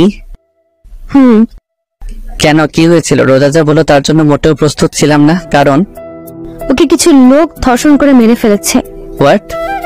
6 বছর আগে একদিন আমি, ফারিয়া, রুহি আর মিম কলেজ থেকে বাসার দিকে ফিরছিলাম। সেদিন ফারিয়ার বার্থডে ছিল, তাই আমরা বললাম আজকে একটু ঘুরে তারপর বাসায় যাব। তারপর আমরা তাই করলাম। 4 জন একসাথে রাস্তায় হাঁটতে লাগলাম আর একে অপরকে পচাতে লাগলাম। রাস্তাটা একটু নিরিবিলি ছিল, তত একটা মানুষ ছিল না। হঠাৎ ফারিয়া বলল, দোস্ত তোরা আইসক্রিম খাবি? আমরা রাস্তার যেই পাশে ছিলাম তার বিপরীত একটা পাশে একটা দোকান ছিল। ফারিয়া হনহন করতে করতে দোকানে চলে গেল, আর আমরা 3 জন ফারিয়ার কাছ থেকে হাসাহাসি করছিলাম। কিছু সময় পর ফারিয়া দোকান থেকে আইসক্রিম নিয়ে আমাদের কাছে আসছিল। যেই রাস্তা পারাপার করতে যাবে সেই সময় ওর সামনে একটা গাড়ি এসে থামলো। এর থেকে ফারিয়ার এক্স বয়ফ্রেন্ড আর ওর এক বন্ধু বের হয়ে এসে ফারিয়াকে জোর জবরদস্তি করে গাড়িতে উঠিয়ে আবার চলে গেল। আর আমরা 3 জন ওখানেই দাঁড়িয়েছিলাম। আমরা ভেবেছিলাম হয়তো ওরা প্র্যাঙ্ক করছে, কিন্তু 10 মিনিট পার হয়ে গেল, কিন্তু ফারিয়ার আসার কোনো নাম নেই। ওর মোবাইল ট্রাই করলাম, কিন্তু মোবাইল বারবারই বন্ধ বলছে। এখন আমাদের 3 জনের টেনশন হতে লাগলো। আর কিছু না ভেবে ফারিয়ার আপুর কাছে কল দিলাম। ফারিয়ার আপু ব্যবসায়ী ছিলেন আর আম্মু স্কুল টিচার। কয়েকবার রিং হতেই কল রিসিভ করলো। তারপর তাকে পুরো ঘটনা খুলে বললাম। বিকেল 6টা পর্যন্ত সবাই ফারিয়াকে খুঁজেছি, কিন্তু কোথাও পাইনি। আর কোনো উপায় না পেয়ে আমার আপু, ফারিয়ার আব্বু আর ফারিয়ার মামা পুলিশের কাছে অভিযোগ করলো। পুরো 2 দিন পুলিশ ফারিয়াকে খুঁজেছে, কিন্তু তারাও পেল না। অবশেষে ফারিয়ার ছবি পত্রিকায় দেওয়া হলো। তৃতীয় দিন সকাল 10টা বাজে। আমরা সবাই ফারিয়াদের বাসায় ছিলাম। হঠাৎ ফারিয়ার আব্বুর মোবাইলে একটা কল আসলো, কিন্তু কেন জানি কল রিসিভ করার কিছু সময় পরে তিনি অজ্ঞান হয়ে পড়লেন। সবাই ফারিয়ার আব্বুকে ধরে রুমে নিয়ে গেল। আর এইদিকে আব্বু যেই কলটা আসছিল সেই নাম্বারে আবার কল দিল। আব্বু কিছু সময় কথা বলল। সবই আব্বুর থেকে জিজ্ঞেস করলে আব্বু বলে রাস্তার আবর্জনার পাশে পুলিশ একটা মেয়ের লাশ পেয়েছে। এটা ফারিয়া নাকি চেক করার জন্য যেতে বলেছে। কথাটা শুনতেই আমাদের সবার কলিজাটা কেঁপে উঠল। পুরো বাড়িতে আবার কান্নার রোল পড়ে গেল। কিছু সময়ের মধ্যেই আমরা সেই জায়গায় পৌঁছে গেলাম। পুলিশ বলল রাস্তার একজন লোক আবর্জনা পরিষ্কার করছিলেন, তখন তিনি দেখলেন একটা মেয়ে উলঙ্গ অবস্থায় একপাশে পড়েছিল। তারপর একজন লেডি কনস্টেবল পুলিশ আমাদের লাশের সামনে নিয়ে গেলেন। যখন লাশের শরীরের উপর থেকে কাপড় সরানো হলো তা দেখে আমার শরীরের পশম দাঁড়িয়ে গেল। একেবারে বাকরুদ্ধ হয়ে মাটিতে বসে পড়লাম। চোখ দিয়ে পানি পড়েই যাচ্ছে। ওর এক চোখ ফেটে গিয়েছে, ঠোঁট থেকে গাল পর্যন্ত চামড়া ছিঁড়ে ফেলেছে। পুরো চেহারায় ও হাজারো হাজারো মারের ছাপ স্পষ্ট দেখা যাচ্ছে। ওকে এমন ভাবে অত্যাচার করেছে যে ওর চেহারা ততটা চেনাই যাচ্ছিল না। পুরো শরীর জখম হয়েছিল, এমন মনে হচ্ছিল কলিজার উপর কেউ পাড়া দিয়ে ধরেছে। তারপর লাশটাকে পোস্টমর্টমের জন্য পাঠানো হলো। আর এইদিকে সবাই শকে চলে গেল ফারিয়ার এই অবস্থা দেখে। ফারিয়ার বাবা মা জিন্দা লাশের মতো চুপ করেছিল। তারপর ওকে কবর দেওয়া হলো, কিন্তু ওর বাবা মা ওকে শেষবারের মতো দেখার সুযোগ পাননি। 1 মাস পর্যন্ত পুলিশ আসামিদের খোঁজ করলেন, কিন্তু আসামি পলাতক থাকায় তারা খুঁজে পাননি। তারা খোঁজ না চালিয়ে কেস ক্লোজ করে দিল। কিন্তু এটা ফারিয়ার বাবা মা মেনে নিতে পারলো না। তারা পুলিশের পা পর্যন্ত ধরেছিল যেন ধর্ষণকারীদের শাস্তি হয়, কিন্তু পুলিশ কিছু করলেন না। বর্তমান তাহলে কি ওর দর্শনকারীদের কি কোনো শাস্তি হয়নি? রোজা চুপ হয়ে মাটিতে বসে কাঁদছে। আমি রোজার দুবাহু খুব শক্ত করে চেপে ধরে ওকে ধাক্কা দিয়ে বললাম, কি হলো, কথা বলছো না কেন? ওই শোরের বাচ্চাদের কি কোনো শাস্তি হয়নি? না, তখন ওদের কোনো শাস্তি হয়নি। আমি রোজার সামনে থেকে উঠে ছাদে চলে আসলাম। প্রচুর রাগ উঠতেছে। একটা মেয়েকে এমন নির্মম ভাবে ধর্ষণ করে হত্যা করার পরেও দর্শকদের কোনো বিচার হলো না। রোজার বলা কথাগুলো ভাবতে লাগলাম। হঠাৎ আমি দাঁড়িয়ে গেলাম। ঠোঁটের কোণে একটা হাসির রেখা ফুটে উঠেছে, কারণ রোজা বলল তখন তারা তাদের পাপের কোনো শাস্তি পায়নি, তার মানে এখন পেয়েছে। কিন্তু শাস্তি কে দিয়েছে, কবে দিয়েছে এবং কিভাবে দিয়েছে, এমন হাজারো কথা মনে চলছিল। আর এই সব কথার উত্তর একজনই দিতে পারবে। আমি দৌড়ে ছাদ থেকে রুমে চলে আসলাম। রুমে আসতে দেখলাম রোজা চুপচাপ দাঁড়িয়ে দেয়ালে ওর আর ফারিয়ার ছবিটার দিকে তাকিয়ে আছে। আমি রোজার সামনে গিয়ে ওর হাত ধরে টেনে এনে খাটে বসালাম। ও চুপচাপ আমার দিকে তাকিয়ে আছে। আমি ওর সামনে ফ্লোরে হাঁটু গেড়ে বসে বললাম, তুমি বলছো তখন ওরা ওদের পাপের শাস্তি পায়নি, তার মানে কি এখন পেয়েছে? রোজা মাথা দুলিয়ে হ্যাঁ বলল। কিভাবে পেয়েছে আর কে দিয়েছে? 4 বছর পর খুলনা সোনাডাঙ্গা মডেল পুলিশ স্টেশনের ওসি পদে নিয়োগ হলাম। তারপর ফারিয়ার রেপ কেস রিওপেন করলাম। দীর্ঘ 1 বছর আসামিদের খোঁজার পর অবশেষে ওদের দিনাজপুরে খুঁজে পেলাম। তারপর ওদের সেখান থেকে নিয়ে এসে ফারিয়াদের গেস্ট হাউসে রাখলাম। আর এই সব কিছুতে সাহায্য করেছে আমার 4 জন ফ্রেন্ড। আসামি ছিল 3 জন। ওদের 2 ঘন্টা যাবৎ 3rd ডিগ্রি টর্চার করার পরই ওরা সত্য কথা বলে দিয়েছিল যে ওরা 2 দিন একটানা ফারিয়াকে ধর্ষণ করেছিল। তারপর ওকে মেরে রাতে আবর্জনার কাছে ফেলে দিয়ে ওরা পালিয়ে যায়। লাগাতার 4 দিন ওদের টর্চার করা হলো। টর্চার করার সময় ওরা শুধু ওদের মেরে ফেলার জন্য অনুরোধ করত। তার পরের দিন কোর্টে ওরা যে ফারিয়া রেপ করেছে তার এভিডেন্স পাঠিয়ে দিলাম। কোর্ট থেকে ওদের মৃত্যুদণ্ডের আদেশ আসলো। তারপর মাঝ রাস্তায় সবার সামনে ওদের ক্রস ফায়ার করে মেরে ফেলা হয়, যেন পরের বার আর কোনো মেয়ের ধর্ষণ করার কথা কেউ ভাবতেও না পারে। তো ফারিয়ার বাবা মা খুশি হয়নি যে তার মেয়ের ধর্ষণকারীদের শাস্তি হয়েছে? যেদিন ফারিয়ার রেপ কেস ক্লোজ করে দেওয়া হয় তার কিছুদিন পরে আঙ্কেল আন্টি সুইসাইড করে মারা যান। ও তারপর রাতে ডিনার করে এসে বেলকনিতে বসে আছি আর রোজা রুমে চুপচাপ বসে আছে। বেশ কিছু সময় পর রুমে আসলাম। বিছানার এক পাশে দাঁড়িয়ে বললাম, একটা কথা বলি। কি? আজকে বিছানায় শুই প্লিজ। না, বিছানায় জায়গা নেই, তুমি সোফায় গিয়ে ঘুমাও। প্লিজ সোফায় শুইতে ভালো লাগে না, প্লিজ আজকে বিছানায় শুই। ওহো, আপনার বিছানায় ঘুমানোর কোনো প্রয়োজন নেই। এখন আপনি আসতে পারেন, আমার অনেক ঘুম পেয়েছে। বলেই রোজা শুয়ে পড়লো। বুঝলাম না এই মেয়ে এত জেদি কেন। একরাশ হতাশা নিয়ে সোফায় শুয়ে পড়লাম। অনেকক্ষণ যাবৎ ঘুমানোর চেষ্টা করছি, কিন্তু ঘুম আসছেই না। হঠাৎ রোজা বলল, কেউ যদি চায় বিছানায় এসে ঘুমাতে পারে, আমি কিছু মনে করব না। আমি শুনেও চুপচাপ চোখ বন্ধ করে শুয়ে আছি। কি হলো, কথা কানে যায়নি? বললাম কেউ যদি চায় বিছানায় এসে ঘুমাতে পারে। এইবার গলার আওয়াজটা শুনে মনে হচ্ছে ও হালকা রেগে গেছে। তারপরেও আমি চুপ করে রইলাম। হঠাৎ এমন মনে হলো কেউ আমার সামনে সাপের মতো ফোঁসফোঁস করছে।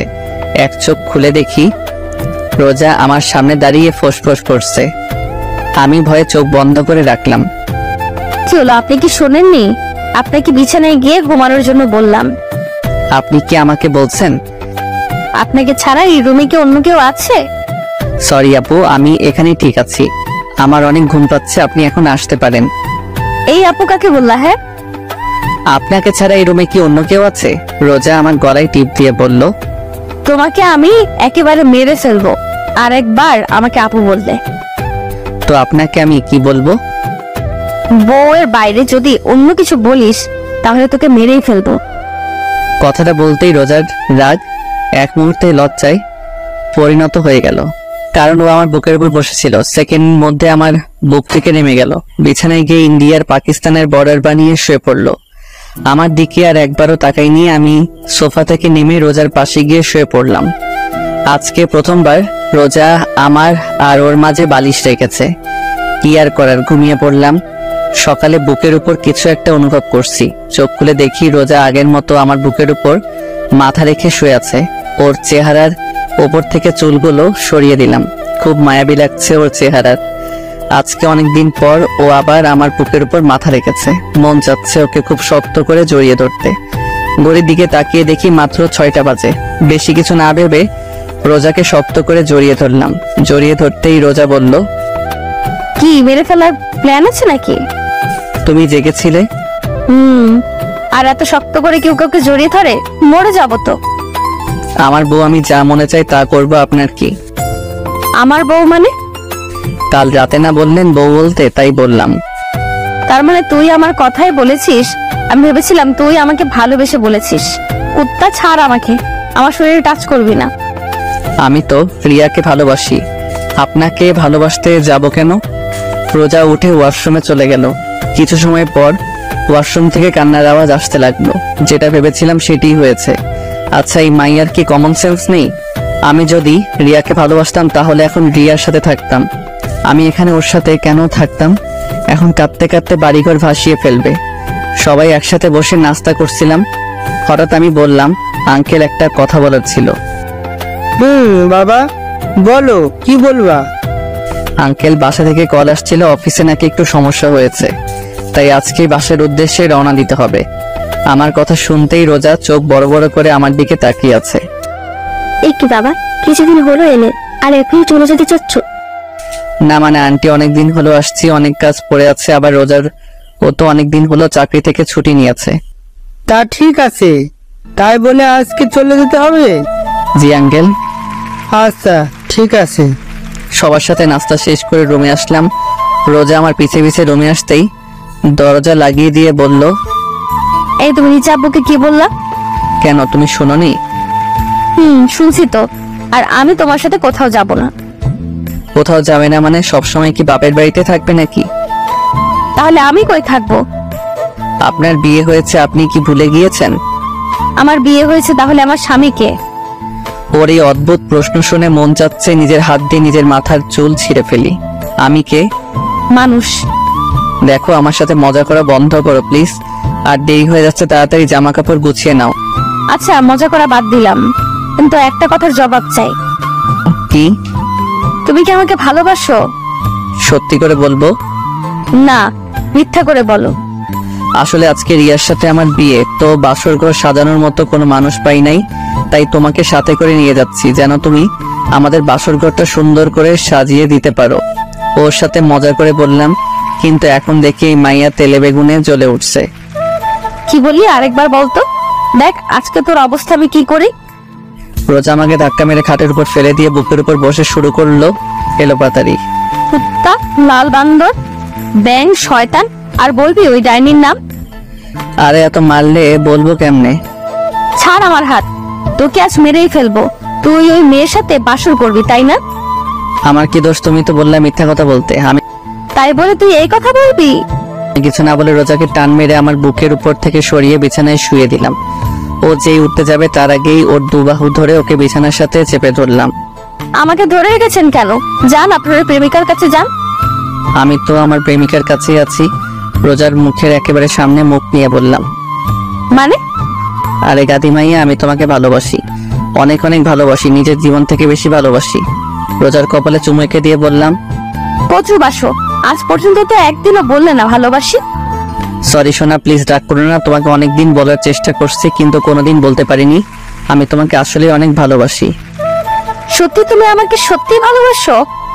রোজাকে কিছু বলতে না দিয়ে আমাদের দুজনের ঠোঁটটা এক করে দিলাম, না হলে প্রশ্ন করতে করতে আমার মাথা খাইতো। তারপর রেডি হয়ে নিচে নামলাম, সবার কাছ থেকে বিদায় নিয়ে রওনা দিলাম ঢাকার উদ্দেশ্যে। আমি গাড়ি ড্রাইভ করছি আর রোজা আমার পাশে বসে বাইরের দিকে তাকিয়ে আছে। হঠাৎ রোজা আমার দিকে তাকিয়ে বলতে লাগলো, জানো আজকে আমি অনেক অনেক খুশি। কেন? কারণ এই ভিতর ডিম শেষ বয়সে আমাকে ভালোবাসি কথাটা বলতে পারলো। তুমি কি আমাকে ভিতর ডিম বললা? গাড়িতে কি আর কাউকে দেখতে পেয়েছো? আমি কিছুই বললাম না, চুপচাপ ড্রাইভ করতে লাগলাম। আমার বাবুটা কি রাগ করেছে? আমি কোনো কথা বলছি না। রোজা ওর জায়গা থেকে উঠে আমার গালে চুমু দিয়ে বলল, কথা বলো, না হলে কিন্তু কেঁদে ফেলবো। এইটাই তো পারো, কিছু হইলেই ভ্যাঁ ভ্যাঁ করে নাকের পানি চোখের পানি এক করে দাও। ওকে রাগানোর জন্য বললাম।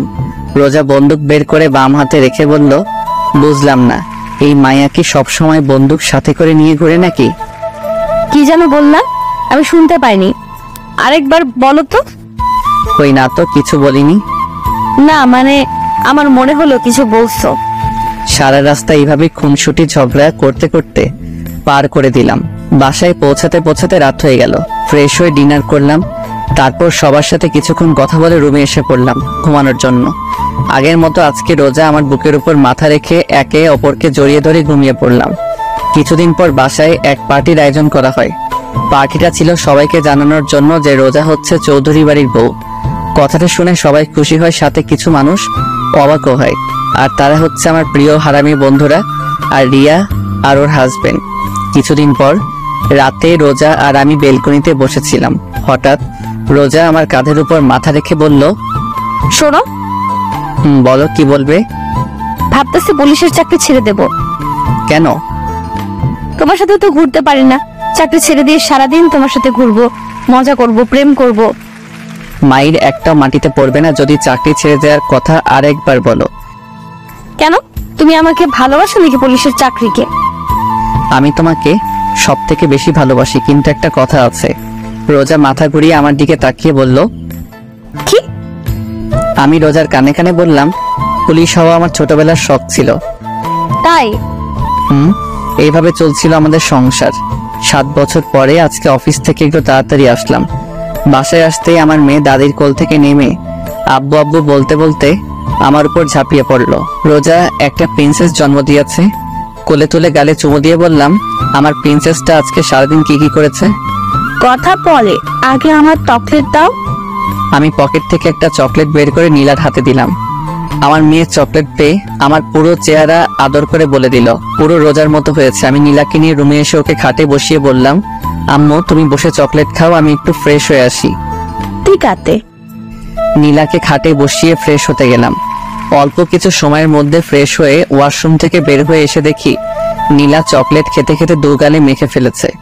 আমি খাটে শুয়ে নীলাকে আমার বুকের উপর বসিয়ে বললাম, প্রিন্সেস আজকে তোমার আম্মুর আসতে একটু লেট করছে না? এক জায়গা দিয়ে ভালোই হয়েছে। এখন তোমার আম্মু থাকলে আমার সাথে ঝগড়া করতো, কারণ তোমার আম্মুর জন্য চকলেট আনি নাই। নীলা হাসতে লাগলাম। আসলেই রোজা যদি জানতে পারে তাহলে আমাকে এই ডায়লগে দিত। দুজনেই হাসতে লাগলাম। হঠাৎ সাপের মতো ফুসফুস আওয়াজ হতে লাগলো।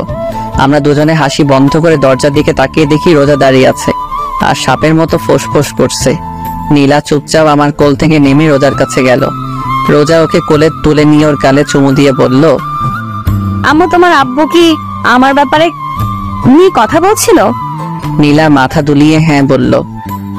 আচ্ছা ঠিক আছে, তুমি নিজে দাদুর সাথে খেলা করো, যাও। নীলা কোল থেকে নেমে আমার দিকে তাকিয়ে একটা হাসি দিয়ে দৌড়ে রুম থেকে বের হয়ে গেল।